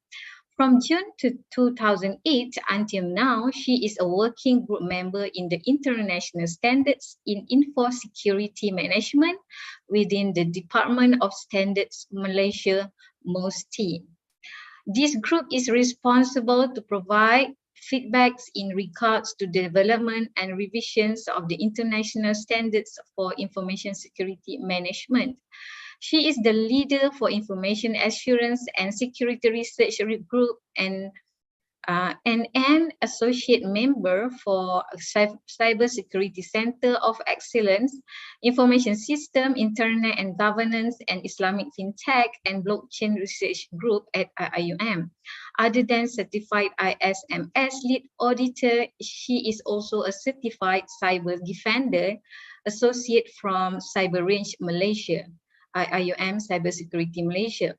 Since April 2021 until now, she is the leader of Cyber Sejahtera Flagship 2.0, a flagship aimed at providing cyber safety and cybersecurity advocacy campaign to the IUM community and the other communities, especially children, students, parents, teachers, employees, and senior citizens. To date, 10 Cyber Sejahtera events have been conducted for IUM staff and students, school in Selangor and Melaka, and government agencies such as Intan and Puspanita of the Ministry of Transport. Okay, good afternoon, Doctor, and how are you, Dr. Nuha? Good, Alhamdulillah. Thank you, Dr. As. Okay. Okay, next we move to the next panel. Assistant Professor Dr. Nur Zaliza binti Muhammad Noor, leader of IIUM Penawar. She joined IIUM as a student in 2006, till recently as an assistant professor at the Computer Science Department, KICT. Since then, her taught courses are Brain Computational Analytics and Probability and Statistics.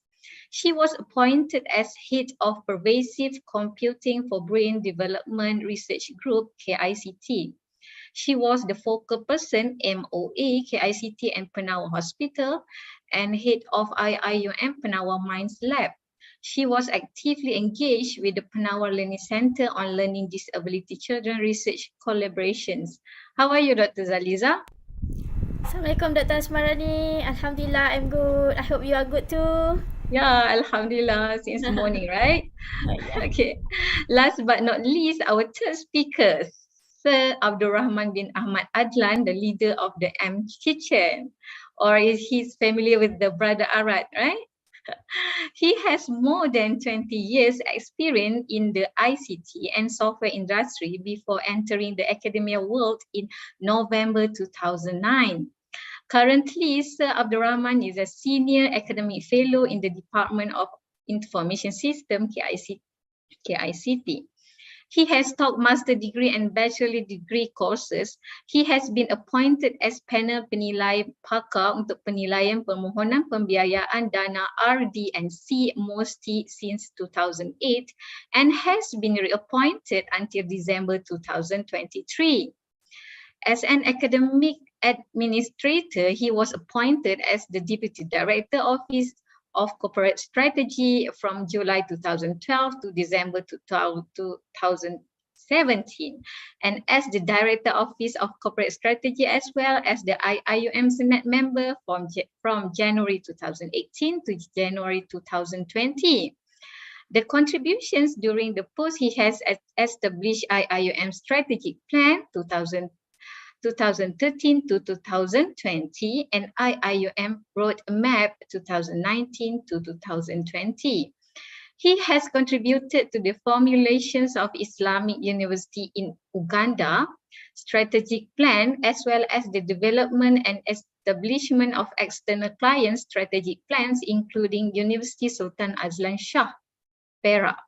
Since January 2021, he is the leader of a very active project, namely Masjid Kitchen, or known as M Kitchen, that aim to transform Masjid Kitchen as a platform to provide free food, to upskill in foodpreneurships, to create new employment opportunities, to give empowerment and nurture entrepreneurships among the students and asnaf. M Kitchen has spread the wings in collaborating with the Masjid Ashakir in Gombak and Masjid Muaz bin Jabal Setiawangsa. How are you, sir? Unmute, right? Okay, Alhamdulillah. Thank you very much. Alhamdulillah. Because we are in the session in the evening, right? Yes. So yeah, keep your momentum.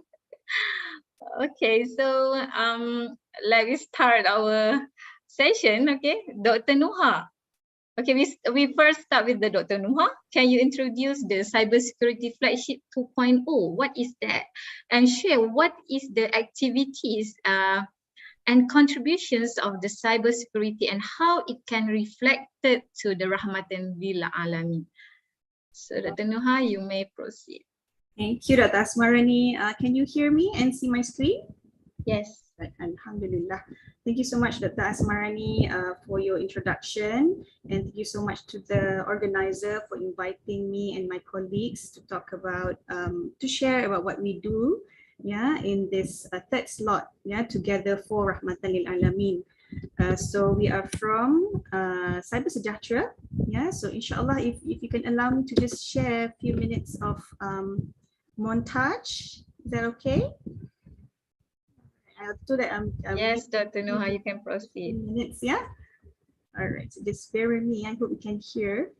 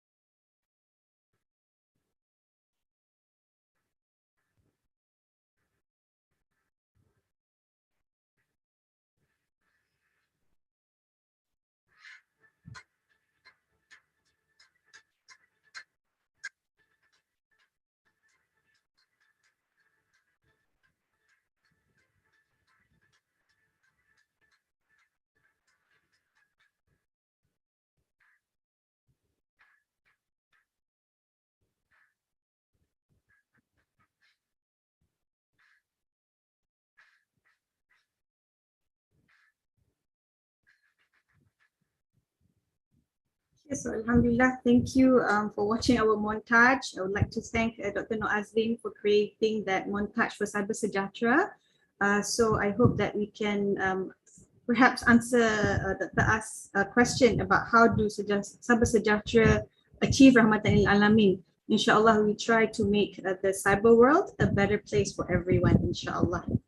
All right, so allow me to introduce our team members since 2021, and these are our members in 2022 from not only KICT, but also from KENMS, from ICOL, from KOE, Engineering, and also ITB, Alhamdulillah. So these are some of our members. Alhamdulillah, Brother Roshdi is our assistant flagship leader. Dr. Zeti from Department of Communication is our secretary. Dr. Hayani is our treasurer, Dr. Adrina, event coordinator, Dr. Noazlin, promotion coordinator. We have ITD members, yeah, as our technical team members. Alhamdulillah, we have our very own Dean, yeah, beloved Dean, to be our member since 2019, yeah, Prof. And then Prof. Akram, yeah, Prof. Mira, Dr. Morni, Dr. Zul, Dr. Soni from ICOL, Dr. Khairul Azami from Engineering, Dr. Ihsan from KNMS, Dr. Shu, Dr. Zahida, Dr. Aznan, Dr. Mior, Dr. Mahyudin from ICOL, Dr. Olin from KNMS, Dr. Atika, Brother Jamal, Madam Azian, Sister Zuyati, and also some of our student members, yeah, and more members actually. They have been helping us in our Cyber Sejahtera program. So perhaps just a little bit more. Yeah, these are our external collaborators, Cybersecurity Malaysia, Cyber Dynamic, and MCCA. So what we have done in Cyber Sejahtera is that we are providing cybersecurity, cyber safety, cyber ethics, cyber parenting, whatever cyber you name it, and also privacy awareness campaigns to not just school children, university students, parents, teachers, university students, employees of organizations, as well as senior citizens. Yeah. So we also provide cybersecurity professional. We provide the awareness and give to counselors, career guidance counselors, to students, parents about cybersecurity profession. Yeah, for the youngsters today, because our country is actually not just the country, the whole world is lacking of cybersecurity experts. Yeah, with COVID-19 pandemic, we have seen there are a lot of attacks. So inshallah, by 2025, Malaysia is in need of 20,000 cybersecurity professional. Yeah, so inshallah, we would like to groom that, and that's why we go to schools, we train our students. Inshallah, we'll tell you more about Pendeka Cyber Program. We'll train our students and we bring our students to schools so that we can instill this ambition, yeah, to become cybersecurity specialists, inshallah. All right. So in Cyber Sejahtera, we aim to support the Maqasid Syariah, yeah, the whole 5 protection, and also the United Nations SDG, not just SDG 4, 8, 12, but also SDG number 16 for peace and justice. Alhamdulillah, last year, thank you, Dr. Zahida, for leading this grant. We have spent a lot of money from this grant to organize our events for last year. And inshallah, this year we are applying for more, for another grant actually, so that it can support us, yeah, financially in order to benefit the community, inshallah. All right, so Cyber Sejahtera, or even before the existence of Cyber Sejahtera, we have been, yeah, the KICT have been involved in community services and engagement programs since 2013, yeah, together with Cybersecurity Malaysia. In their program called Cyber Safe Ambassador Program, right? So they came to KICT, they trained the KICT lecturers at that time during the weekends. Yeah, so Alhamdulillah, they are in need of trainers, yeah, so that you can go to the ground, you can go to the schools, yeah, and we would like to make sure that all the issues or cyber threats can be addressed, yeah, by everyone, yeah. So this is another activity that we have. So this is what we did at Sekolah Kebangsaan Bukit Ramang Putra. All right, we brought 40 students of principles of IT security students. I was teaching that course at the time, and from 3 sections, we chose 10 best groups. So all these 40 students came up with very wonderful program for the school children, yeah, and they had so much fun. In fact, this was our second time. The first time was providing cyber parenting for the parents and teachers along with Prof. Mira. And this was our second time. And actually after that, they called us again for another program, right? So we also had this together with Prof. Riza. Actually, it was his idea, yeah, to instill the awareness of cybersecurity profession, yeah, among the SPM leavers, yeah, the graduates of ICT and non-ICT. So we carry out this idea, and inshallah we're in the process of copywriting, yeah, this program together with Prof. Riza and Dr. Zahida. And we have presented our idea in my hackathon in 2020. Alhamdulillah, we were shortlisted, yeah, top 10 finalists. These are all the programs that we did last year. Yeah, although COVID-19 pandemic did not allow us to do face-to-face, but it would, it did not stop us, right? So we did a lot of webinars actually for the community out there, not just IM community, but also school community and the others. Yeah. So we did our symposium on ICT for sustainability together with ICOL. Dr. Shuhaili gave a talk at Sekolah Menengah Section 9 Shah Alam. Dr. Murni at Kajian Online, yeah, Indonesia.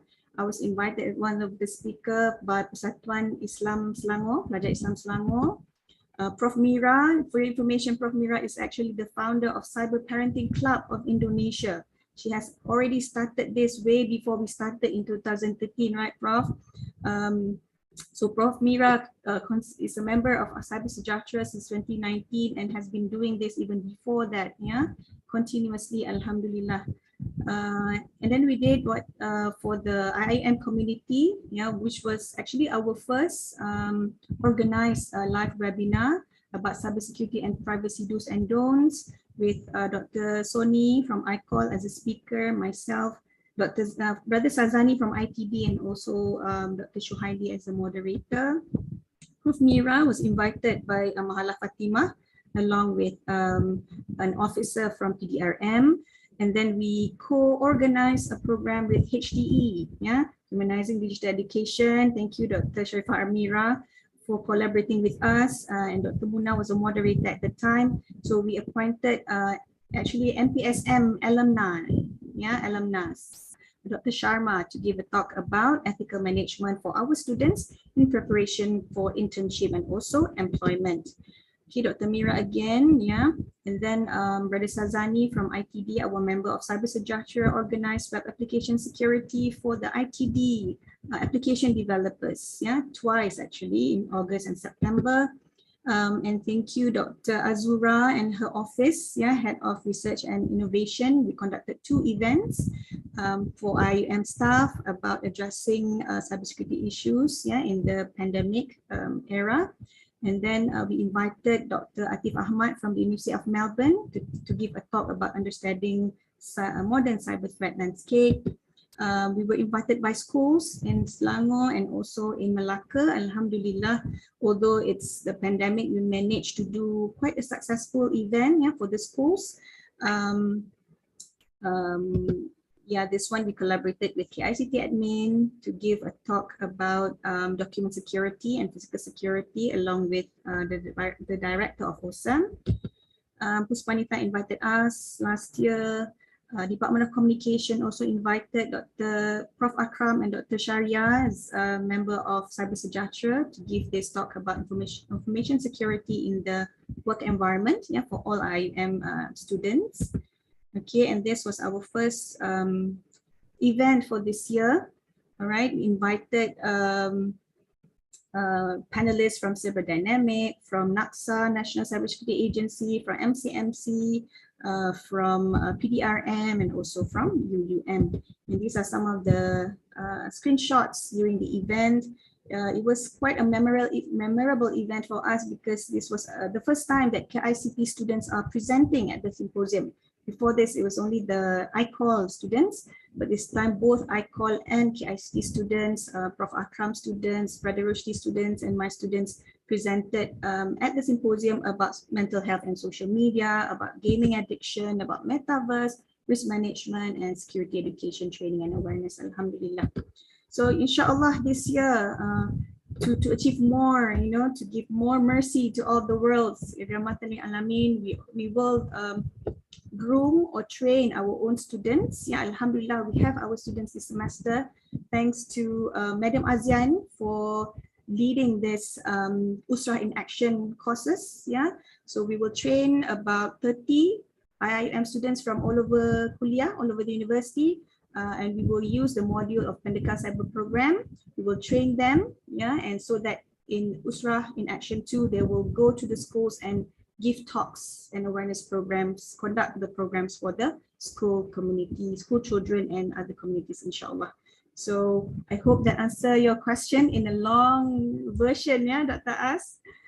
That's all from me. Thank you so much.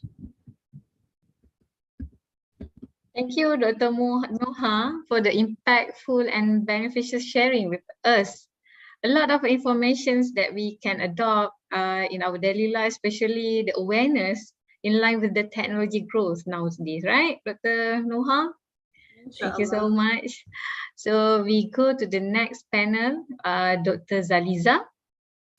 Could you share the experience and achievement from the collaboration with IIUM Penawa and how the technology may assist in learning, assist the learning disabilities in their progress and daily life? Okay, thank you, Dr. Asmarani.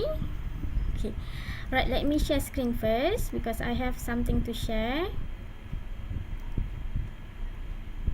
Okay.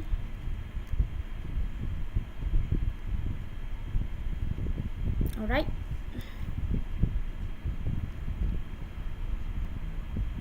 Okay. So today inshallah I'm going to share a little bit on the learning disability project IIUM Penawa. So as you can see here, this is the picture of us in front of the Minds Lab. Okay, in front of the Minds Lab at the IIUM at the Penawa Special Learning Center, Taman Melawati KL. So okay, as you can see here, this one is the members of the IIUM Penawa, consists of the CEO of Penawa Hospital and also the members of Penawa Hospital and also the IIUM from KICT as well. We have the members from KICT. Okay, so if you can see here, these are some logos that we have for this collaboration. Okay, so we have UIA, IIUM, and also we have the PSLC, Penawa Special Learning Center. Okay, and then we have also Minds Lab, Dyslexia Labs, and also BrainNet. Okay, I will talk about this more. Okay, so allow me to share a little bit on what is the collaboration, how we do the collaboration between IIUM and also Penawa. Okay, so actually we start with the meeting with the Penawa Special, the Hospital Penawa, okay, together with the Kuliah of Information and Communication Technology. Okay, so this one is the just to show you that we have a collaboration between IIUM and also Penawa Hospital, which to be specific, Penawa Special Learning Center. Okay, so a little bit history here back in 2019. Okay, so how we actually start the collaboration with Penawa Hospital. Alright, so I did the first visit to Hospital Penawa in May 2019 with my team that I bring during that time, which consists of Dr. Mazna, Dr. Setiasma, Dr. Suryani, and also Dr. Mariam from the KRKHS, the Psychology Department, and also we have Dr. Nur Hafizah Mahri. Okay, so during that time, our intention is to have a more collaboration with the Penawa Hospital.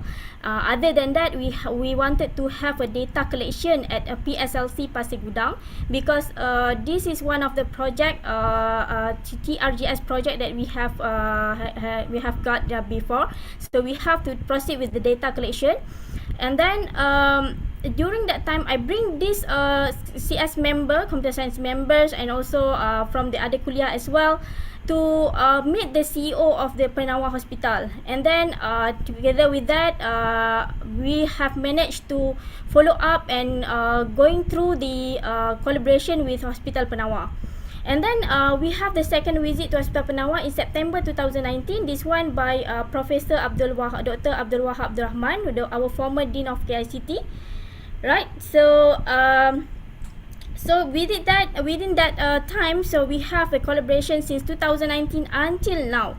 It just we start exactly the MOA is in 2021, February 2021, because it was because of the pandemic, so we couldn't manage to have the collaboration, the signing up of the MOA, so that's why we delay it a little bit, and then we go to the 2021. But the collaboration start since 2019. Okay, so this is the, let me introduce the IUM team members here. We have the Professor Dr. Abdul Wahab Rahman as the advisor of IUM Penawa, MOA KICT. Me, myself as the focal person of MOA, head of IUM Penawa Minds Lab. Dr. Nur Azura Zakaria, head of IUM Penawa BrainNet KICT. Head of IUM Penawa Dyslexia Lab, Dr. Muna Azuddin. We have also the members here, which is Dr. Mazna, Dr. Nur Hafiz Amari, Dr. Siti Asma, Dr. Nuruliana, Dr. Marini Hothman, Dr. Suryani, which is some of them is from the Department of Computer Science and some of them is from the IS. And also we have Associate Professor Dr. Mariam Adawiyah. This one is from the Department of Psychology, KRK HS. Okay. So this one is a Penawa team member. Okay, so we have the Dr. Muhammad Adnan Sulaiman, the founder and chairman of Hospital Penawa Pasir Gudang, Johor. And also we have Miss Rina as the head clinical therapist, Hospital Penawa Pasir Gudang, Johor. Alright, so this one is the partnership action for the 2019 until 2024. Okay, so we have the first things is we have the data collection for the learning disability research work. So we did a lot of collaboration in terms of data collection, because Penawa Hospital has their own patient who is having this learning disability problem like autism, ADHD, dyslexia and many more. Okay, so we easily start the journey of the collaboration is from that. Towards the data collection. Okay, so we grow towards the training and education about learning disabilities. We grow with the development of interactive multimedia application for dyslexia children, provide pre-screening and development of assessment for learning disability web-based application. Sorry. Okay, so we have three main projects, which are the Minds Lab, BrainNet, assessment and management of learning disability, and also Dyslexia Lab. I will talk more about this one. Okay, this one is more on introduction of the three main projects that we are going through the collaboration within Penawa and also IIUM. Okay, so I'll start first with the IIUM Penawa Minds Lab. Alright, so at the IIUM Penawa Minds Lab, we have the collaboration in terms of data collection. First, data collection using the EEG signals or EEG machine itself. Okay, so within this time, we have the brain signal through EEG machine. We did the data collection. We did it in the Minds Lab, and here we go. We have the IIUM Penawa Minds Lab itself. So this one, we are going to do the early detection. Early detection on the learning disability children. Consists of three main parts, which is autism, ADHD, and also dyslexia. So we try to figure out, okay, instead of the manual assessment that the manual assessment that they did through survey and so on and so forth, we did some of the we did some of the assessment on the EEG signals. Okay, that's how it works for the IIUM Penawa Minds Lab. So we get a lot of feedback from the parents and also the society itself, because this is quite fully used in overseas, but it is new to Malaysia. So they are very keen to do the data collection. To do the early detection for the kids, for the children, because they wanted to know, okay, exactly what is happened to the brain for the kids. So that's how it works. All right. Okay, so this is some of the picture that we taken in the IIM Minds Lab. Okay, this is during the during the opening open day of the IAM Penawa. Okay, so we did the pre-data collection, the data collection, and also early detection for that. And then we have the second one is the IIUM Penawa BrainNet. Okay, so what is IIUM Penawa BrainNet? Okay, IIUM Penawa BrainNet is the one-stop web-based system that has several modules assessing children with learning disabilities. Okay, so this holistic system is providing for the pre-assessment for autism, ADHD, dyslexia, dyscalculia. Okay, and then pre-assessment modules available in the system is MCHAT, DSM-5, Denver, and also SSP. So other models developed for the system are therapy plan and e-progress report. So information of the children with learning disabilities are captured in the system for profiling purposes, which later can be used for further treatments and education plan. So as you can see here, this one is the poster that we share during the open day. So it is a free consultation. Usually we did a free consultation during the open day. Okay, so open day usually we did for the weekend, which is Saturday and Sunday. So me, Dr. Azura, and also Dr. Muna will conduct this open day together with the Penawa Special Learning Center. Right, and then we have the early assessment to detect autism, and then tailored therapy plan for each children. Okay, and then progress report, okay, to track the progress of the kids. So if let's say the kids come to the center, so for the first time, and then they come again for the second time, there is a track progress of their progress report that available in the system. So it's kind of one-stop center that easy for the Penawa and IIM Penawa itself to cater or to identify what is the progress of the children itself. So it's bridging information for parents and therapists and children. Okay, so this is the interface of the BrainNet system. So we have the learning disability assessment, therapy plan, progress report, PLC branch monitoring, EEG, dyscalculia, and also dyslexia. So this is kind of the output of the system itself. So we have like branch, MCHAT. Okay, for example, DSM-5, Denver, SSP, EEG result, and then action. Okay, so we also have the total number of patients here. Okay, so they can easily check the list of the children or the patient in the system. Okay, this has been conducted under lead by Dr. Nur Azura Zakaria from Department of Computer Science. Okay, so this is part of the project that we have done before the we make sure that the system is ready. So we did a few meetings with the Miss Ruina and also Penawa Hospital to ensure that the system is ready to the patient and also the parents, and also to the Penawa Hospital. And the last one is the third project. We have the IUM Penawa Dyslexia Lab. Okay, this one is the one of the apps that has been called as Mari Membaca. So this project is under Dr. Muna Azuddin. Okay, so Mari Membaca is the digital interactive learning developed for children with learning disability, such dyslexia, autism, and speech delay. Okay, there are 5 learning models in the app to help the children to improve their reading, writing, and speech. Learning through the apps can be more effective and engaging, which able to enhance their skill and learning and sensory skills.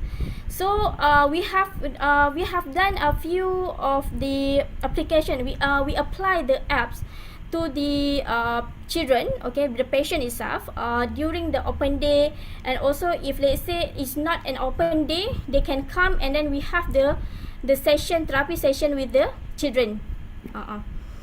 Okay,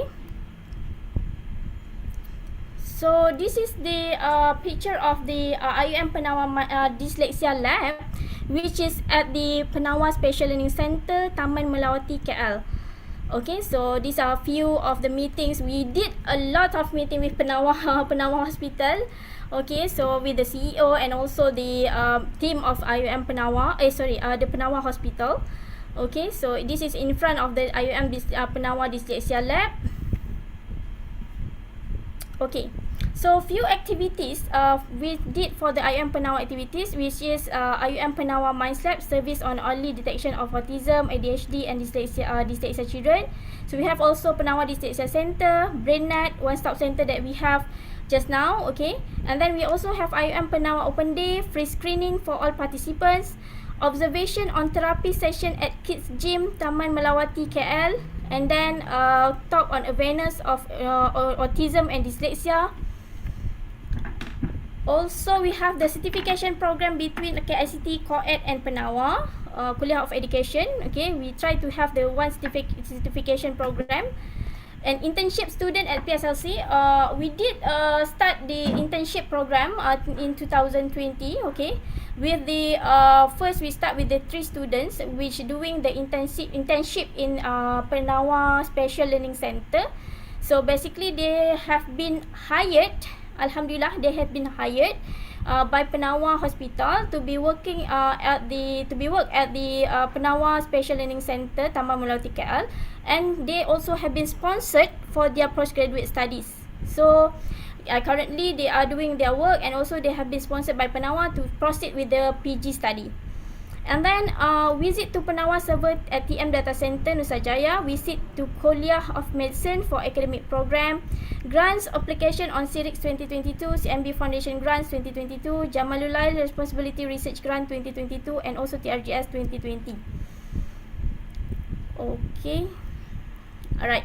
So we have the therapy session at the KICT Gym here. Okay, during this time, we have the session with the patient or the children from the Penawa Special Learning Center, Taman Melawati, KL. So we have the session with the patient. We observe how the therapy do the therapy session with the patient, and then we have the chances to meet the owner of the KICT Gym. Okay, and then we have observed all the therapy session as well. Okay, and then visit to Penawa server data center at TM1 Iskandar Putri Core Data Center. So this one is the data server center. Okay, that has been used by Penawa Hospital to save all their data, okay, from the hospital Penawa and also Penawa Special Learning Center. Okay, then we have Open Day IUM Penawa at PSLC Taman Melawati, KL. Okay, this is this is how we do. Okay, we do the we do the advertisement to the parents and also the patient. If let's say they wanted to join this open day, usually we do the pre-assessment for them. Okay, and then they have to do the pre-assessment to the patient. Okay, this is Dr. Anand who is giving the sharing on the awareness of the KICT. Okay, certification program between KICT, KOED and Penawa. Right, internship student at PSLC Taman Melawati, KL. So we have the internship student that has been offered as the with the scholarship for PG studies. Okay. So talking about this is the part of the question from the Dr. Asmarani. So we have to relate that IUM Penawa and Rahmatul Alamin. So as we know that as Rahmatul Alamin could be understood as a set principle which promote in universal values of love and compassion among mankind as well as God's creatures. So handling the learning disability children is not an easy task. Okay, it is due to my experience itself. Okay, so I still don't have children right now. So but to understand them is not an easy task, because handling the ADHD, which hypertension and then autism, they are involving a lot of emotional. Okay, so it involves children, parents, and also societies to support the learning disability children. Okay, so we have the responsibility towards learning disability children itself, how we deal with them, how we support them, how we make sure that they will be together with the society. Okay, and then we provide more information and education on how to deal with this learning disability children. Other than that, we use the technology to help them to do the what we call as sort of what we call as the learning this what we call as the intention on how to do the intervention for the children itself.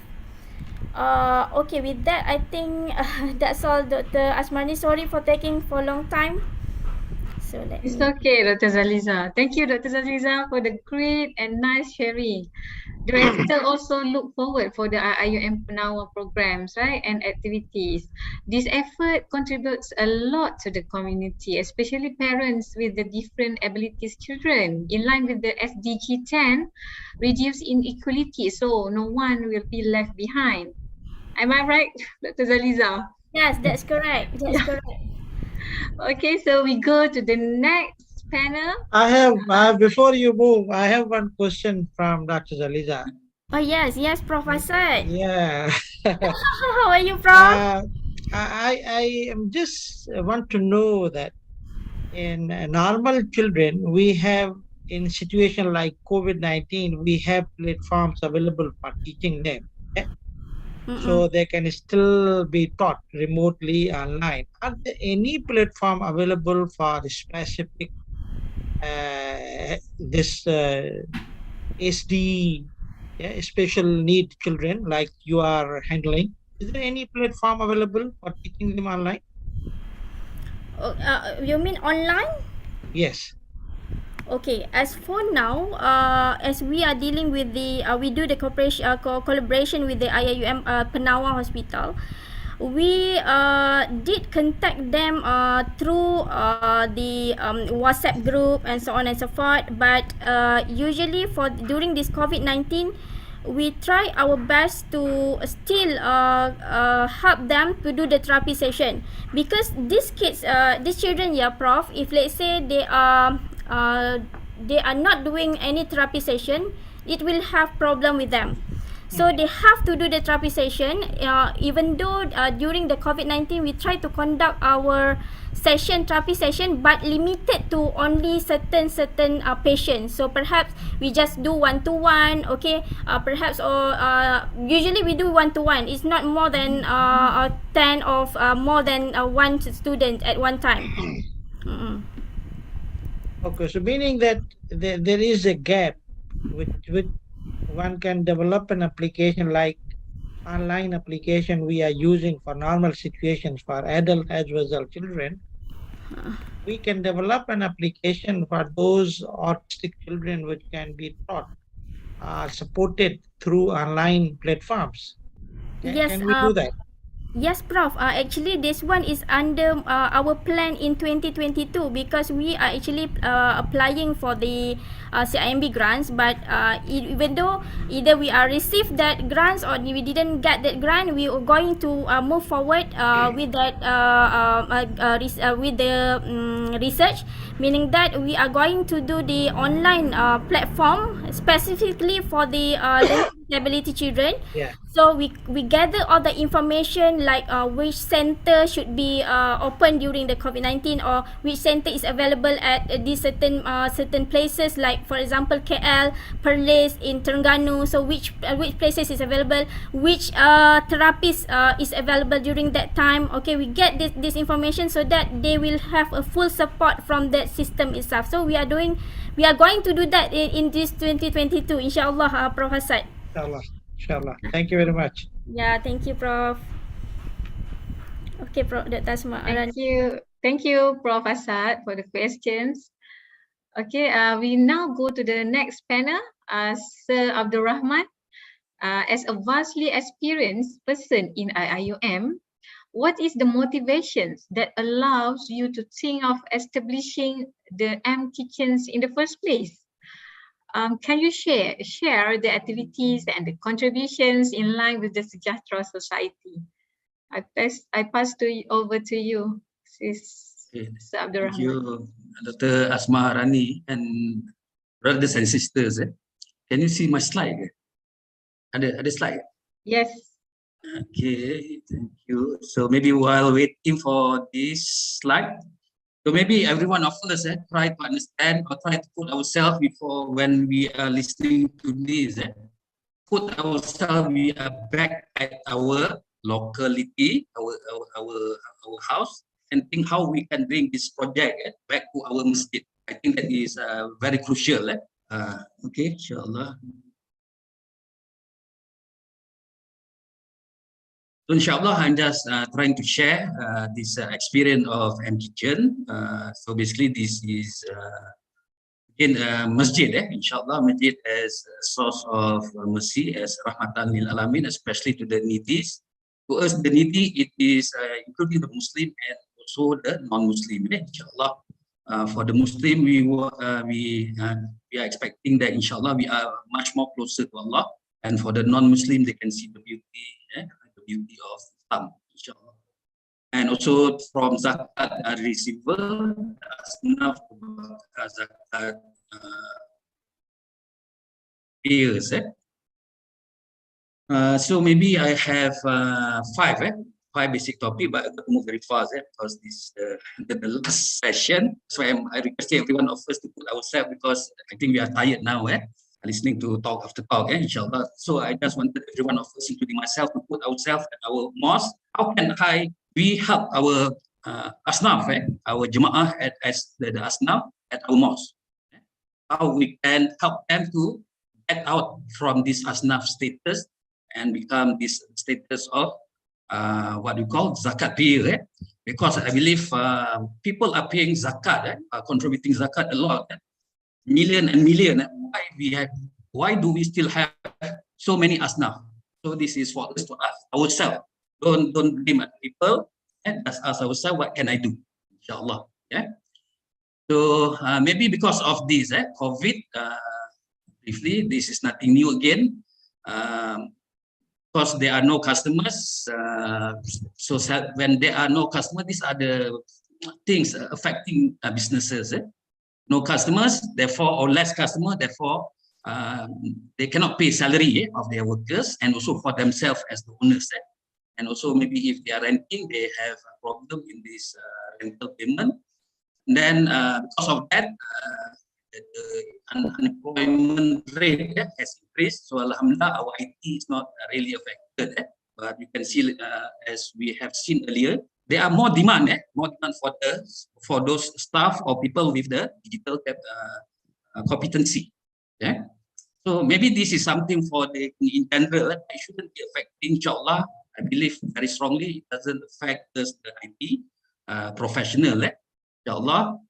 And also, I think this is a very sad scenario where a study was done by UNICEF, one of the component of United Nations.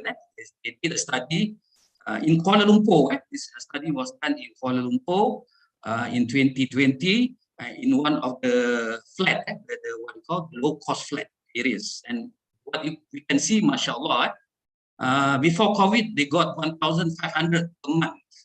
That was their income. But during COVID, they have only 1,000 per month. So we can see that it is a very sad scenario in Malaysia. And also, this was also a statistic from our Department of Statistics, Malaysia, saying that yes, we have P40. I hope everyone of us know what we mean by P40. P40 are basically those are miskin and fakir. Those are poor.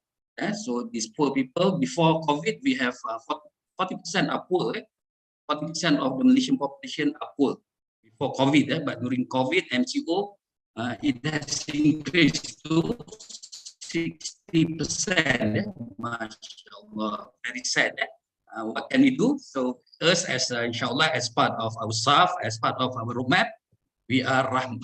We are with that characteristic of khair, inshallah. I'm just reminding myself as well that we have some, hopefully we can contribute something small, just like the incident of Nabi Ibrahim alayhi salam when he was burned. by Namrud. There was a small bird coming and then taking some water, trying to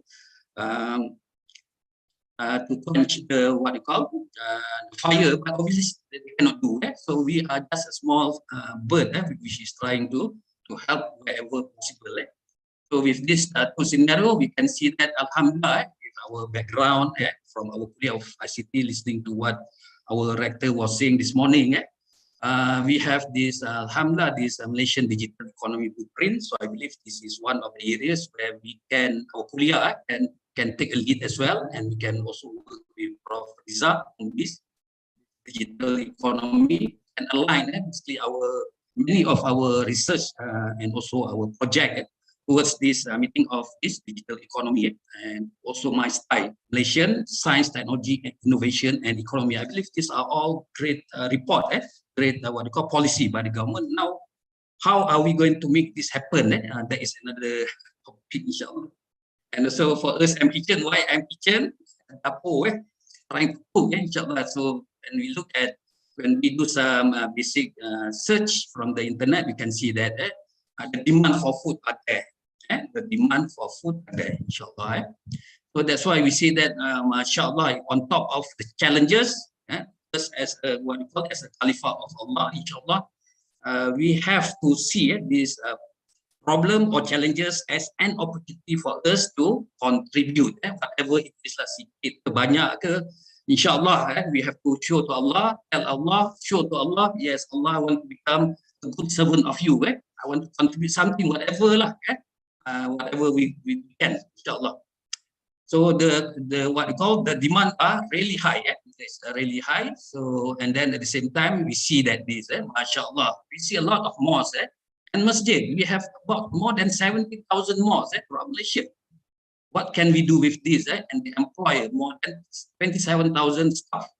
So this is the opportunity which we can see. And then at the same time, we can see that one of the key resources in mosque was at the time is basically kitchen. When during the MCO, we can see that a lot of mosques, especially the kitchen, including my surau, the mosque can cater, the kitchen of my surau can cater easily about 400 people, but it just collect dust at the time. And also the generosity of the Malaysian. So these are the opportunity we have to create.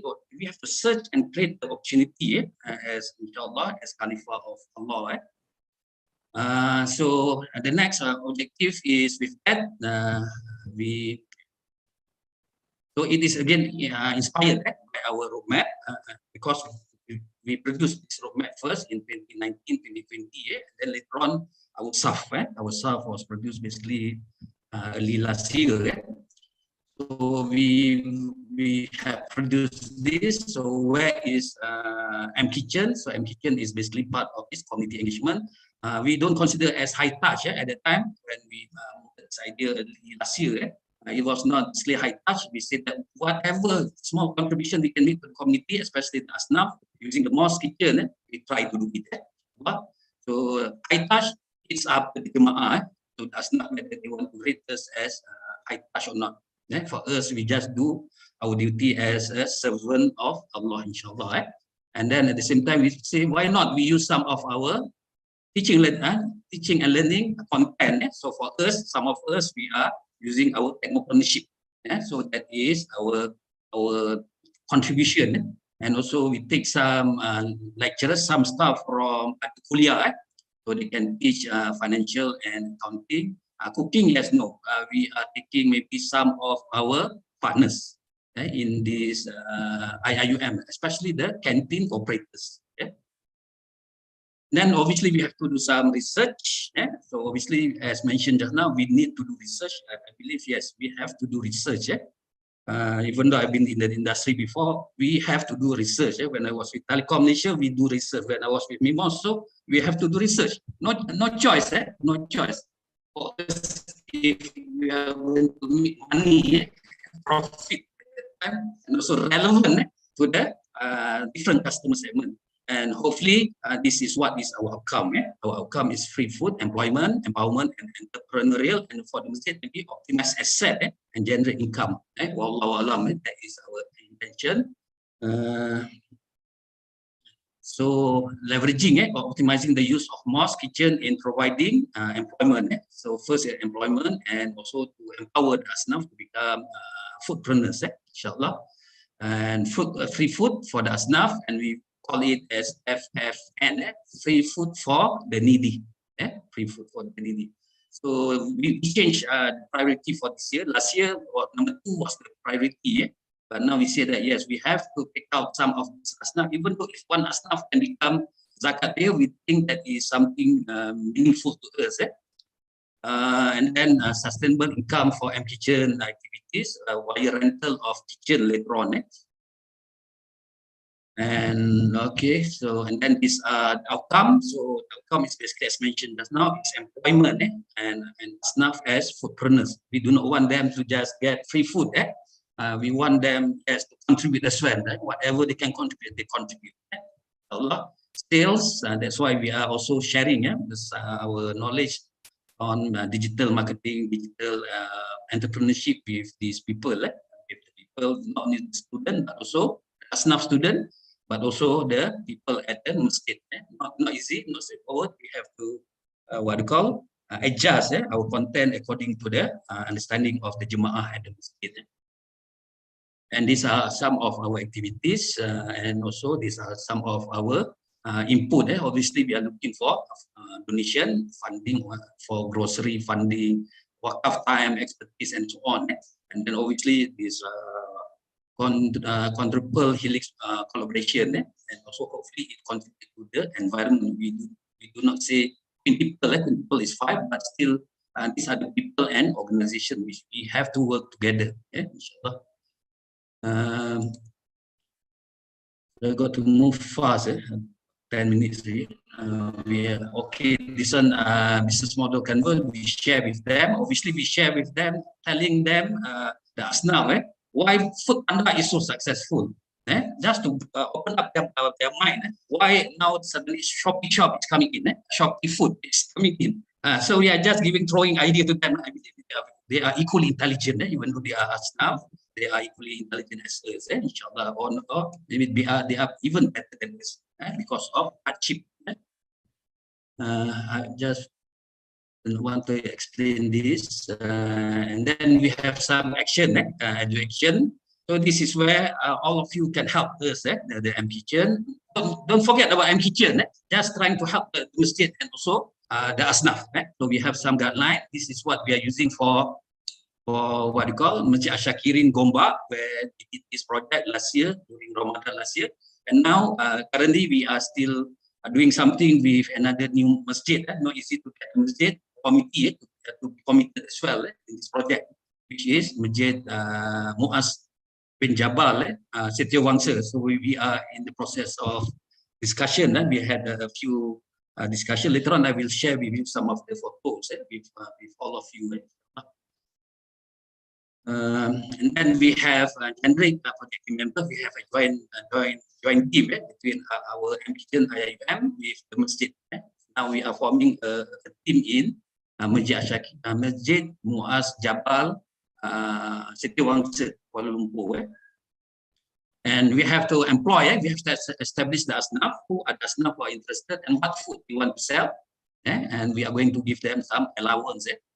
And this is what we are upgrading them. We are trying to not upgrade, maybe we want to share with them that this can be done. You cannot just sell your nasi lemak or things like that at the stall. Yes, nasi lemak you can still sell at the stall, but you have to add extra media, which is your social media or your digital platform. So obviously we have a big plan, but we start small, inshallah. Later on, MKitchen, Farm, where this is our garden, and also later on can be more. Just like Grab is doing, they have started with e-hailing. After that, they have more and more services offering. So this is what we want to share with the people at the masjid. If we have this network of masjid working together, mashallah, the Muslims are very strong. Don't be what you call, and we have to leverage on the strength of this masjid. Everyone has to see that, inshallah. That's why I'm requesting in the initial part of our talk just now, I wanted every one of you to think now, listening to this, how can I apply this concept to your masjid? And this slide, if you want, we give you. If you want some of our simple book, we can share with you. We have the ebook. The intention is for us to share, and then you adjust it according to your environment. Make these things happen. This is from IIUM, not from MKitchen, from IIUM. So this is some of the training we did, and one is physical, and also some was virtual with the student. This was during the high peak of the MCO, where in July, August last year was very, very high, but suddenly now it is even more higher. So we have to introduce something on design thinking as well as some business model, and also for the Masjid Shakirin Gombak last year. So we share with them this, and then we help them to promote. And I believe some of these slide was shared among our kuliah of ICT as well. And also we have some simple costing model. And this was our launching at Shakirin Gombak last year for Ramadan. And then during the Ramadan, before the Ramadan, we do some promotion as well. This is again through our social media and also our promotion of our menu. And also we are also offering this as well. Keep on reminding that this is still opening, because we cannot depend on the government agencies or zakat to get the funding. We have to be independent, inshallah. So this is what we want to share with everyone, that we have to be independent, inshallah. Obviously, our dependent is to Allah. If we depend on zakat, on Baitul Mal, then I think will be very challenging. That is our humble finding, very challenging, as though we are a beggar. Sorry to use the word, but that is the situation. And then we have to use our own money to distribute. This is again during the high time of MCO. So Dr. Ghazali, one of our team members, has to do this cooking. He likes to do cooking. He does his cooking at home. Even the masjid in Selangor was very tough to use the masjid.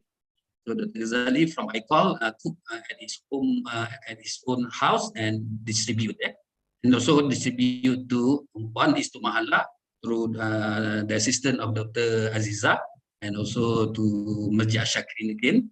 And this is again at that time was quite high. This is 1st August. So we because of this, we say that this is Rahmatan lil Alamin. So even the non-Muslim are there to collect food. Alhamdulillah. So this is sponsored by NGO. Alhamdulillah, NGO sponsored this. And then this was with the student. Then we also nurtured them to become. We have 6 students. This belong to the Asnaf somewhere in October. And this is because of the flood. Because of the flood, we say that as we have our own tabung collected from our team members, and then we say that yes, we can distribute. So alhamdulillah, we got some calls asking to distribute food, lunch pack, not the raw material, not rice, not vanilla, tapi lunch pack. Alhamdulillah. So we asked one of the asnaf at Masjid Shakirin, who was part of our team members. She cooked for us, and we pay her some money, the modal basically. And then when we go there, only then I realized, for me yang dah old timer, baru tahu why they ask for lunch pack. Rupanya dapur dia was covered with flood. I said, Masya Allah, I'm an old person, I don't have experience. So bila turun padang, when I go on the field, only then we realize that Masya Allah, many things which I do not know. So I learned from them. Okay, alhamdulillah. So this is our contribution from our MKitchen for 1 year. So what I wanted to share with you will be, there are sales, and we also distribute free food to more than 6,000, and we generate sales of 21,000 at Masjid Shakirin. So this money doesn't come to us; all go back to the masjid. What do we get? mudah-mudahan lah reda Allah if you ask us, insyaAllah. Then employment of 26 people, staff, and we have also upskilling and empowering for staff. So the one which we distribute during the flood, we buy or we got the lunch pack from one of these four staff, Then to have this support collaboration, and alhamdulillah, just to motivate every one of us. So this kind of simple what they call activities also. Alhamdulillah, we have produced 5 books, and alhamdulillah, yesterday we have another 1 book. So alhamdulillah, in total we have 6 simple books. Why these books? Because we want to share with anyone. They want to just give it e-book, learn, read it, understand it. If you don't understand, you can refer to us and then customize it according to your masjid. And you want to claim yours, you take it. Because our intention is to share this, to show that Islam is really beautiful. That is our aim. Alhamdulillah, we have also 3 conference papers and 1 journal paper. And maybe for the other flagship in our kuliah and also for the whole university, we can go and try to get this trademark. So our logo is also been trademarked as a trademark. So maybe that is for those who are under Myra staff, you can get some marks. For people like me, I'm not under Myra. This is Fisabilillah only, insyaAllah. This is the journey, very long. I think time is not, because of time, I got to shortcut. This was what we did last year, insyaAllah. And then for moving forward, we are also having something. We have a second batch of student training, and now we are focusing at Masjid Muaz bin Jabbar for currently and also during the Ramadan. And then later on is we have some other program, maybe seminar, international seminar, and maybe for the others, for what call other flagship, maybe you can consider this as well. That's like River of Life. We have a seminar, alhamdulillah. And also we are thinking of on Merdeka Indonesia Day to contribute, and also for our team from our city digital platform and apps. So now currently we are thinking of getting 1 apps from Dr. Khairul Azmi. So maybe we are looking into that. Inshallah, rather than we develop a new one, maybe we just piggyback back on whatever we have. Inshallah.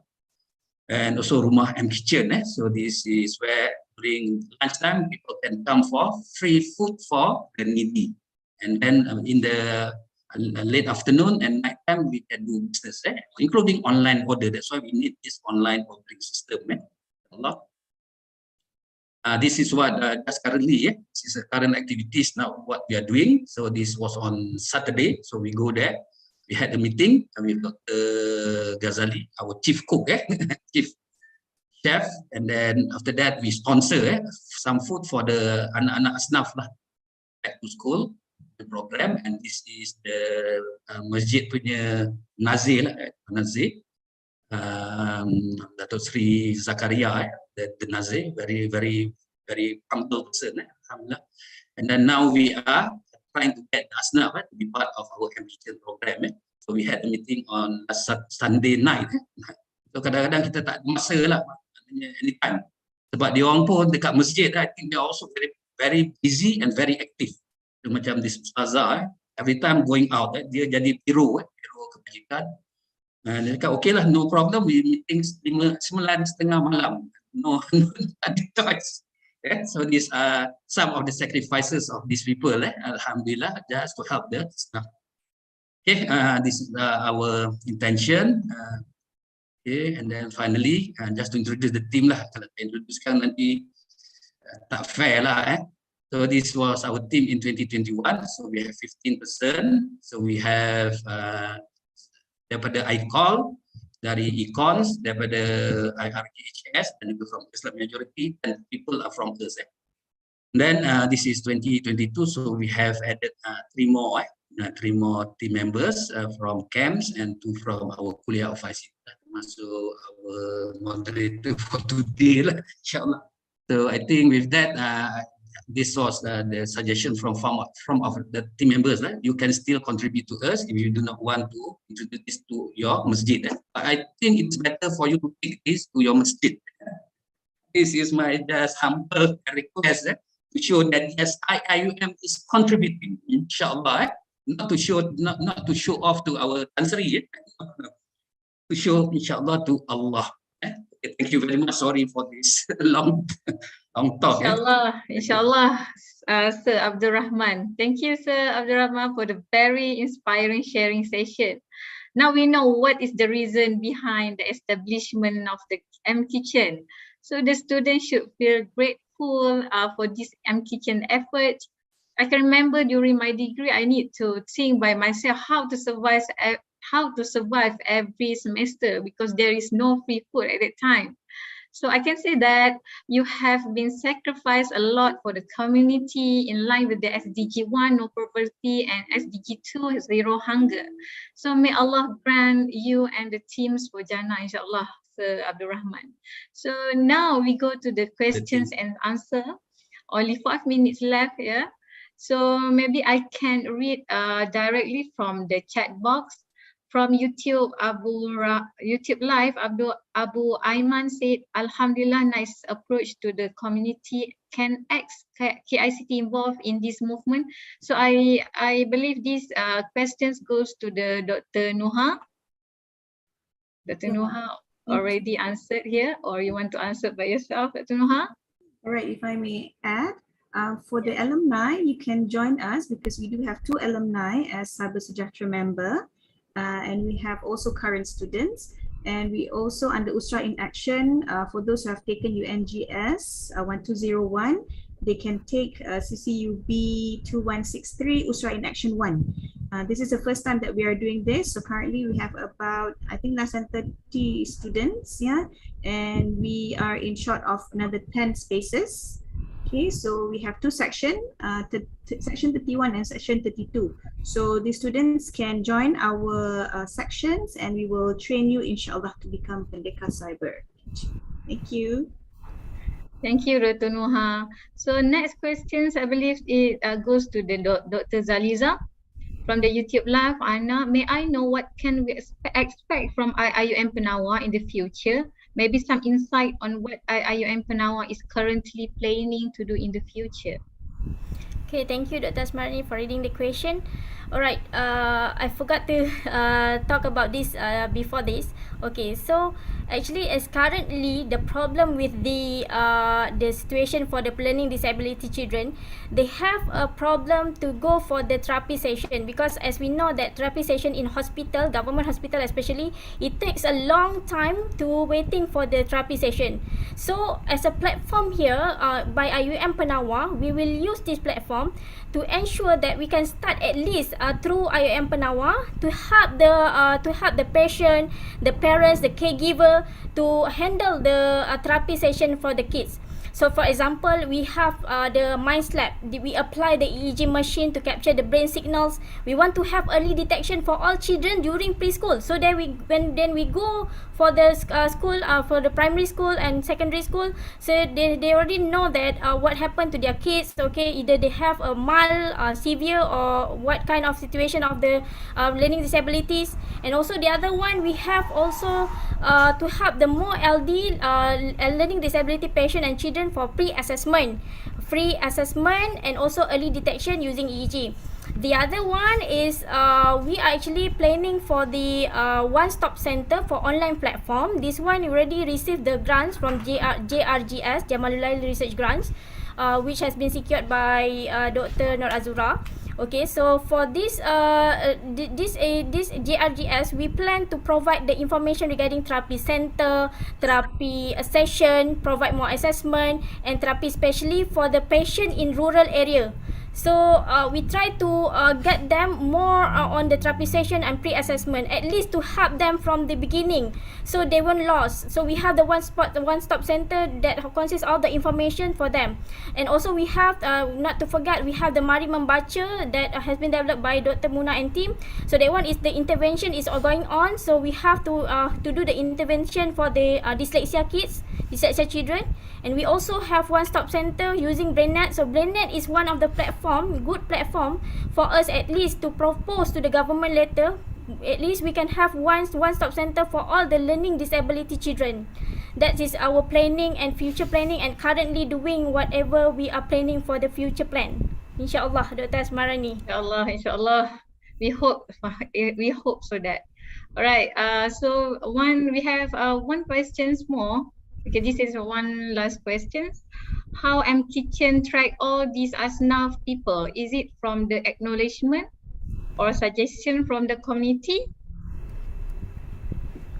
Yeah, that's this question goes to the Sir Abdurrahman.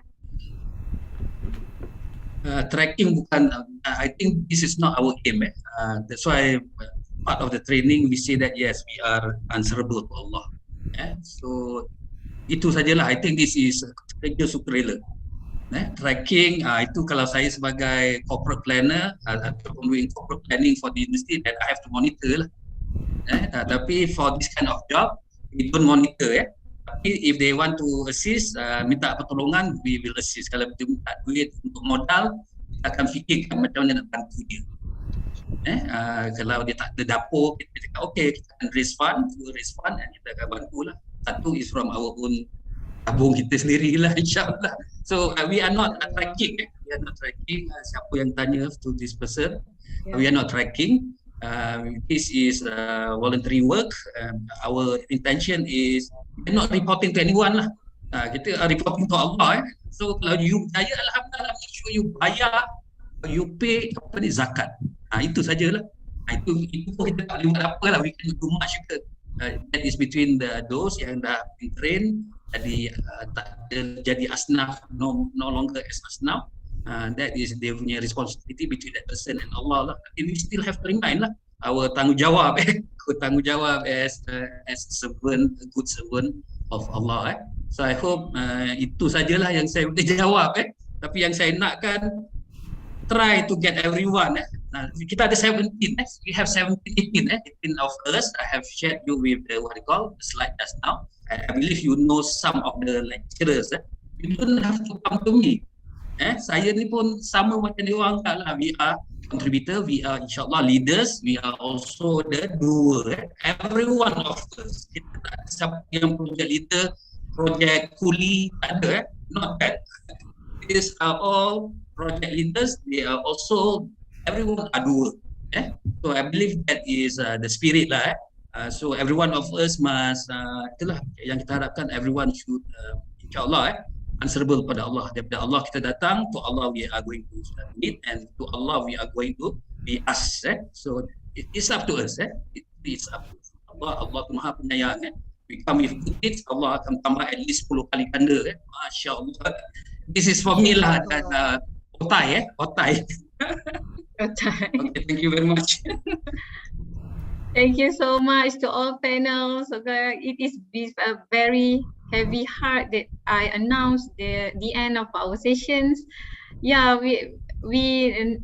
I know some of you have a lot of questions to ask because they are really have a very experienced people. So I'd like to express my gratitude to all of our panelists, including Assistant Professor Dr. Nuha, Assistant Professor Dr. Zaliza, and Sir Abdurrahman for taking the time to participate in today's discussion. What a wonderful discussion we have, right? So I would like to apologize on behalf of the event committee for any shortcomings that have occurred from the beginning to the finish of our session.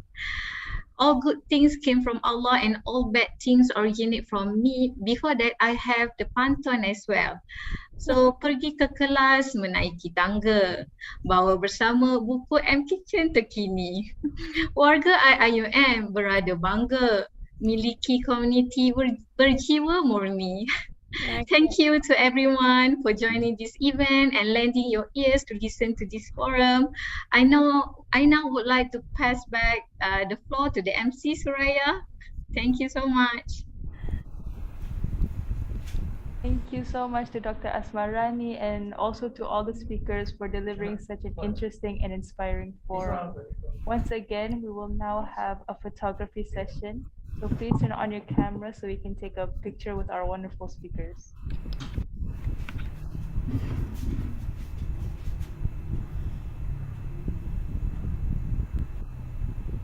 All right, everyone, please smile.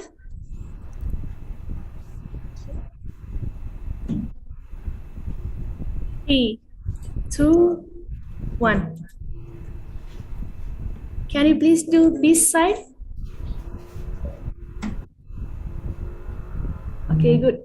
3, 2, 1. And finally, can you do thumbs up?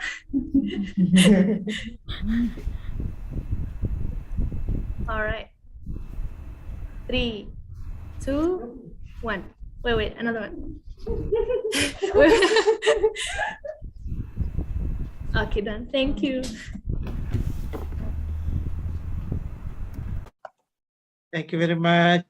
Dr. Zaliza, Yes, Professor. yeah, please remember me when you do that project because I have some already proposal ready for it. Oh, Masya Allah. Okay, sure, Professor. Inshallah. Yeah, I was thinking about some collaborator within Kuliah, and I was trying to have some collaborator from Europe. Alhamdulillah, Masya Allah. Okay, That Professor. especially for application development for autistic children, having learning disability, these problems, especially when there is online platforms to be used. Yeah, Masya there isn't any online platform for them. And due to this COVID, they have suffered a lot.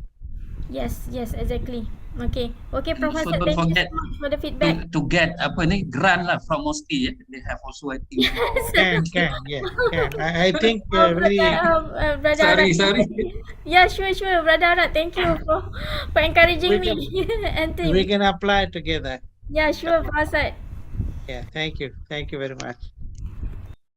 All right, now, ladies and gentlemen, that marks the end of our final slot session.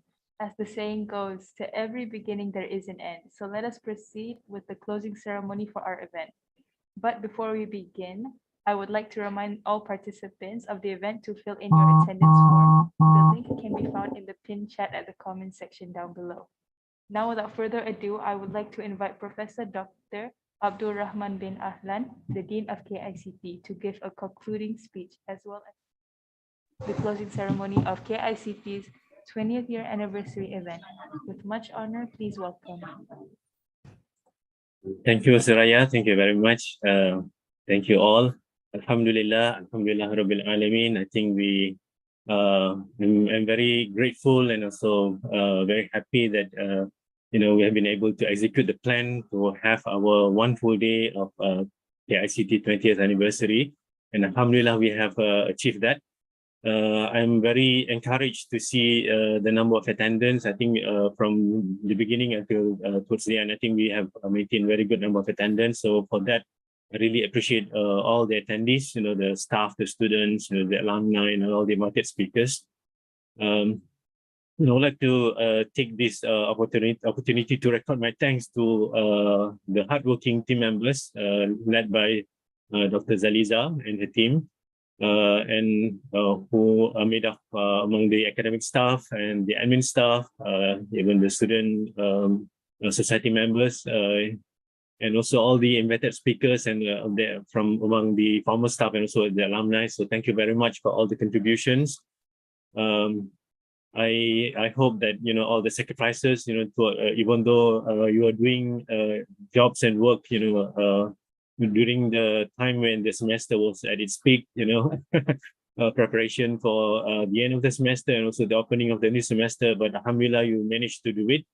I really appreciate Dr. Zaliza updating me from time to time, discussing with some of the issues that the team was facing, planning meticulously on how to execute, the event. I really appreciate that. Alhamdulillah, despite all the challenges, the team has managed to successfully execute the event. May Allah reward, all the hard work and the contributions that they have rendered sincerely. I would like to also say that I think the selection of the team, the presence, the past, the present, and also the future, is really appropriate because for this kind of event, it's not for us to just reflect what has happened in the past. Knowing the past is very important because I think many of us are quite new, I probably have witnessed some of the things that happened in the past and been able to follow and understand how the kuliah was formed. But to many of the kuliah members who are new, I think we're quite having quite a huge number. And also to the students, they may not know the history of how the kuliah was formed and how we came into being. So I think the accounts and the stories that the former dean and also some of our senior members have shared with us during the day, I hope that will help to understand how the kuliah was formed and how challenging things were before, so that they can appreciate, and have a stronger sense of belonging, and so that we can meet our connections together more closely. And because I think what is also important, apart from reflecting what has happened in the past and also witnessing what is happening now, the more important thing is also to see how we should move into the future. Because I think the kuliah is now 20 years old, and 20 years old is an age of maturity. So it is expected that the kuliah member should do more and should go outside the comfort zone and try to achieve more. So this is very important. So I think this is where we have to really put our heads together. We know that we have a bigger agenda to achieve. So we have to make sure that, especially for the curriculum, that we plan for the current generation, also for the future generation, to always be relevant, because dealing with, a field related to science and technology, the technology is changing so fast. So we have to keep abreast, with all the changes in the technology. So we, not only that we have to, keep pace with the technology, what is more important is for us to be ahead in terms of our philosophy and thinking. How we can make sure that the technology is the right technology for the society. So that is the more challenging thing. So hopefully, with some of the feedbacks that we have received from our discourse today, with some of the former deans, with some of our alumni members, that would help us to also plan for how we can improve our curriculum. That is very important, to make the curriculum a future-ready curriculum, to maintain its relevance. I think that probably involves not just changing, making small and minor changes or minor changes to our program and courses.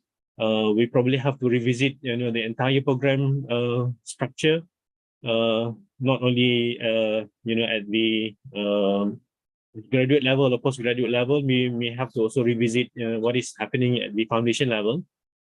So how we can enhance the foundation level so that, when the student is back into the main program at the main campus, then they can have a more meaningful program structure. So that is also very important.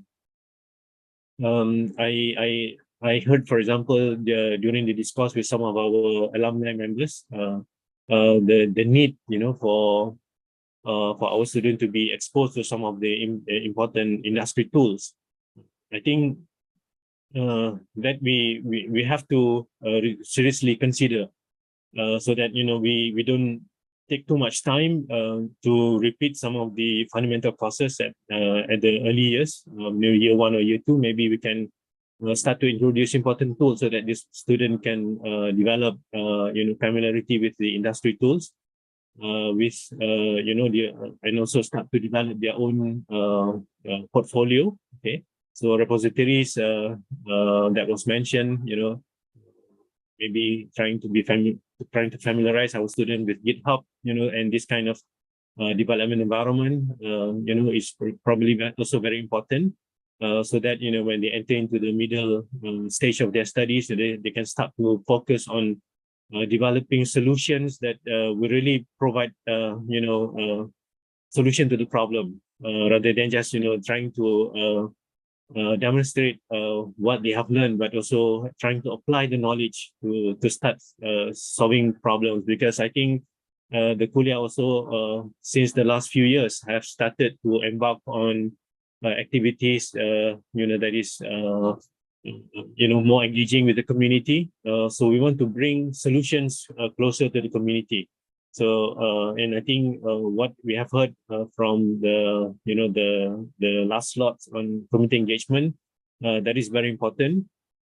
And not only we want our staff, to be active in community engagement, we also want our students to start be active in the community engagement. So we encourage our students to take part in some of the community projects. I think slowly we are embedding this formally in the curriculum and their studies. I think the Usrah in action that I think the new batch of students have to take will provide them with the opportunity on how to really work with the community, prepare themselves, to provide solution to the community, inshallah. So I think with that, it will, develop the potential not only from the academic perspective, but also a complete human being, a holistic person that can really have empathy and help to develop solutions for the community. So that is very important, and we hope we are all able to nurture and develop students for that aim, inshallah. And for our students, I think we have heard from our alumni and people who are already in the industry that the employment out there is changing. So you should not just prepare yourself to be employed by having a degree scroll or maybe a certificate. That's probably not enough. And in fact, the pandemic has caused the overall change in the employment model.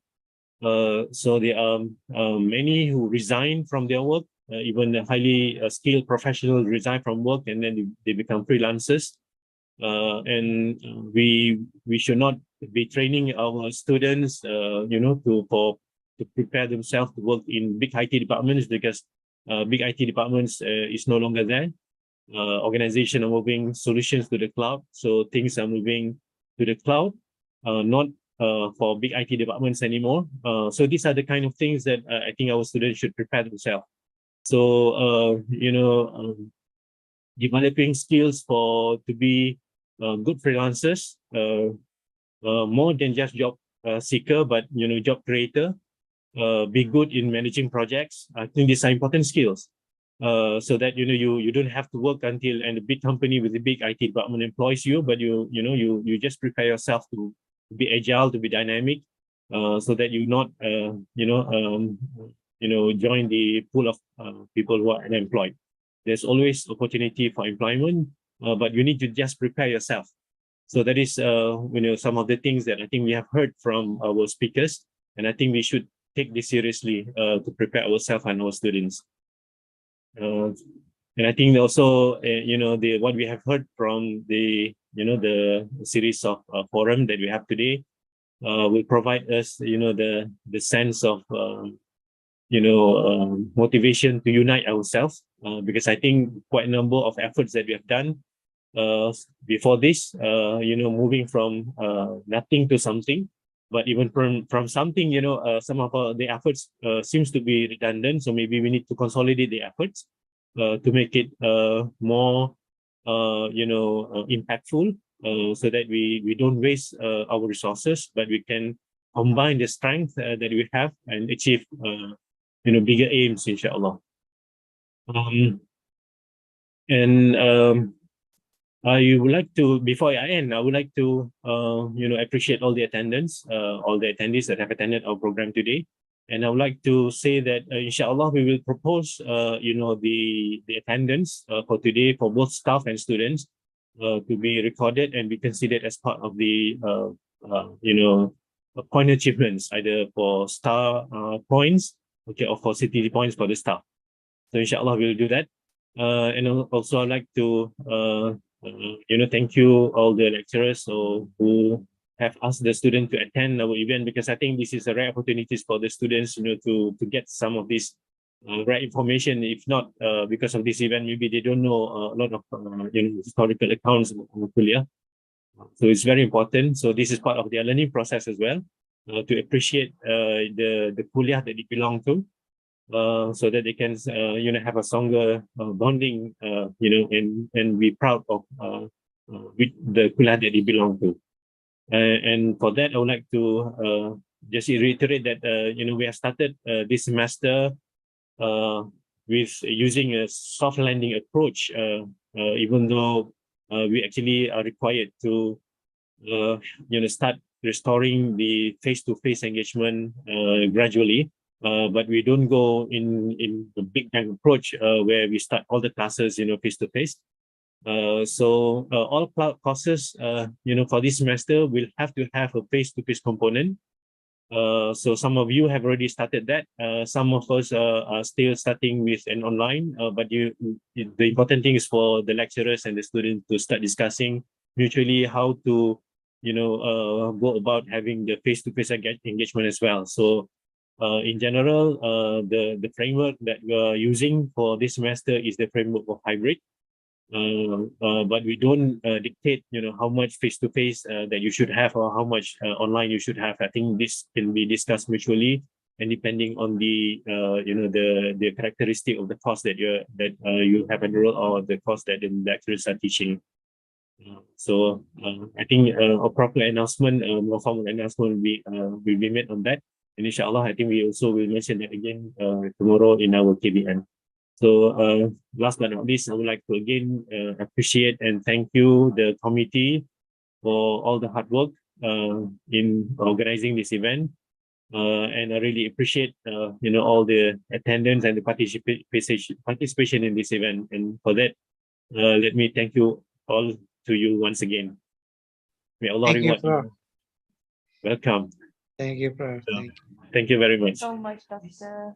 I just noticed one thing. Maybe I just want to say that we basically choose some main contributors from the staff, teaching staff. But in KICT, since this is a KICT as a whole, we have support staff as well. Can we also reward them something? Because some of them have stayed with us. That was not there. Yeah, I think in the distinguished lead for community engagement, I think the committee have selected some some into the list, inducted some into the list. But I think we learned that we have more who are actually involved in community engagement, and also either at the university level, at the external level as well. I think even in the kuliah, there are a lot of contributions that we have received. So inshallah, we appreciate all their contributions. May Allah reward all their contribution that they have rendered, to the kuliah and to the university sincerely.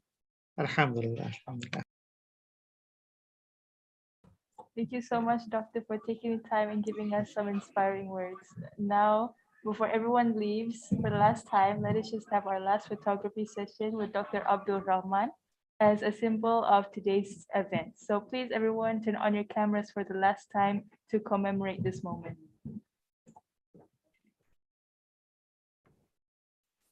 Everyone, I request everyone to open the camera. All right. Okay. 3, 2, 1.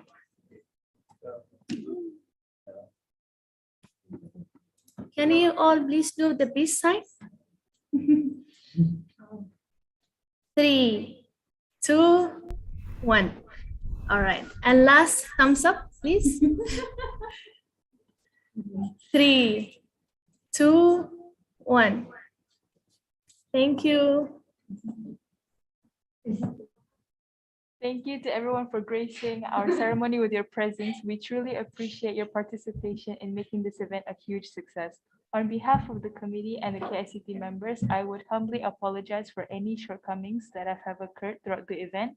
Again, I would like to remind all participants to fill up your attendance form if you haven't done so. With that, I end my duty as Master of Ceremony for today's event with Wabillahi taufiq wal hidayah. Assalamualaikum warahmatullahi wabarakatuh. Thank you so much for joining. Participants may now leave the session.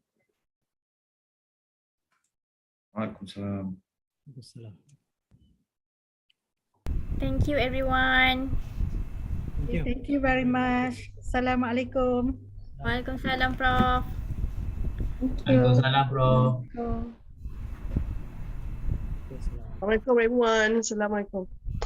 Waalaikumsalam. All the best. Zalita. Thank you, Dr. Mazna. Congrats. Thank you, Dr. Zaliza Thank you, Dr. Muni. and the gang. Yes, and the gang. Assalamualaikum. Alhamdulillah, semua dah betul semua.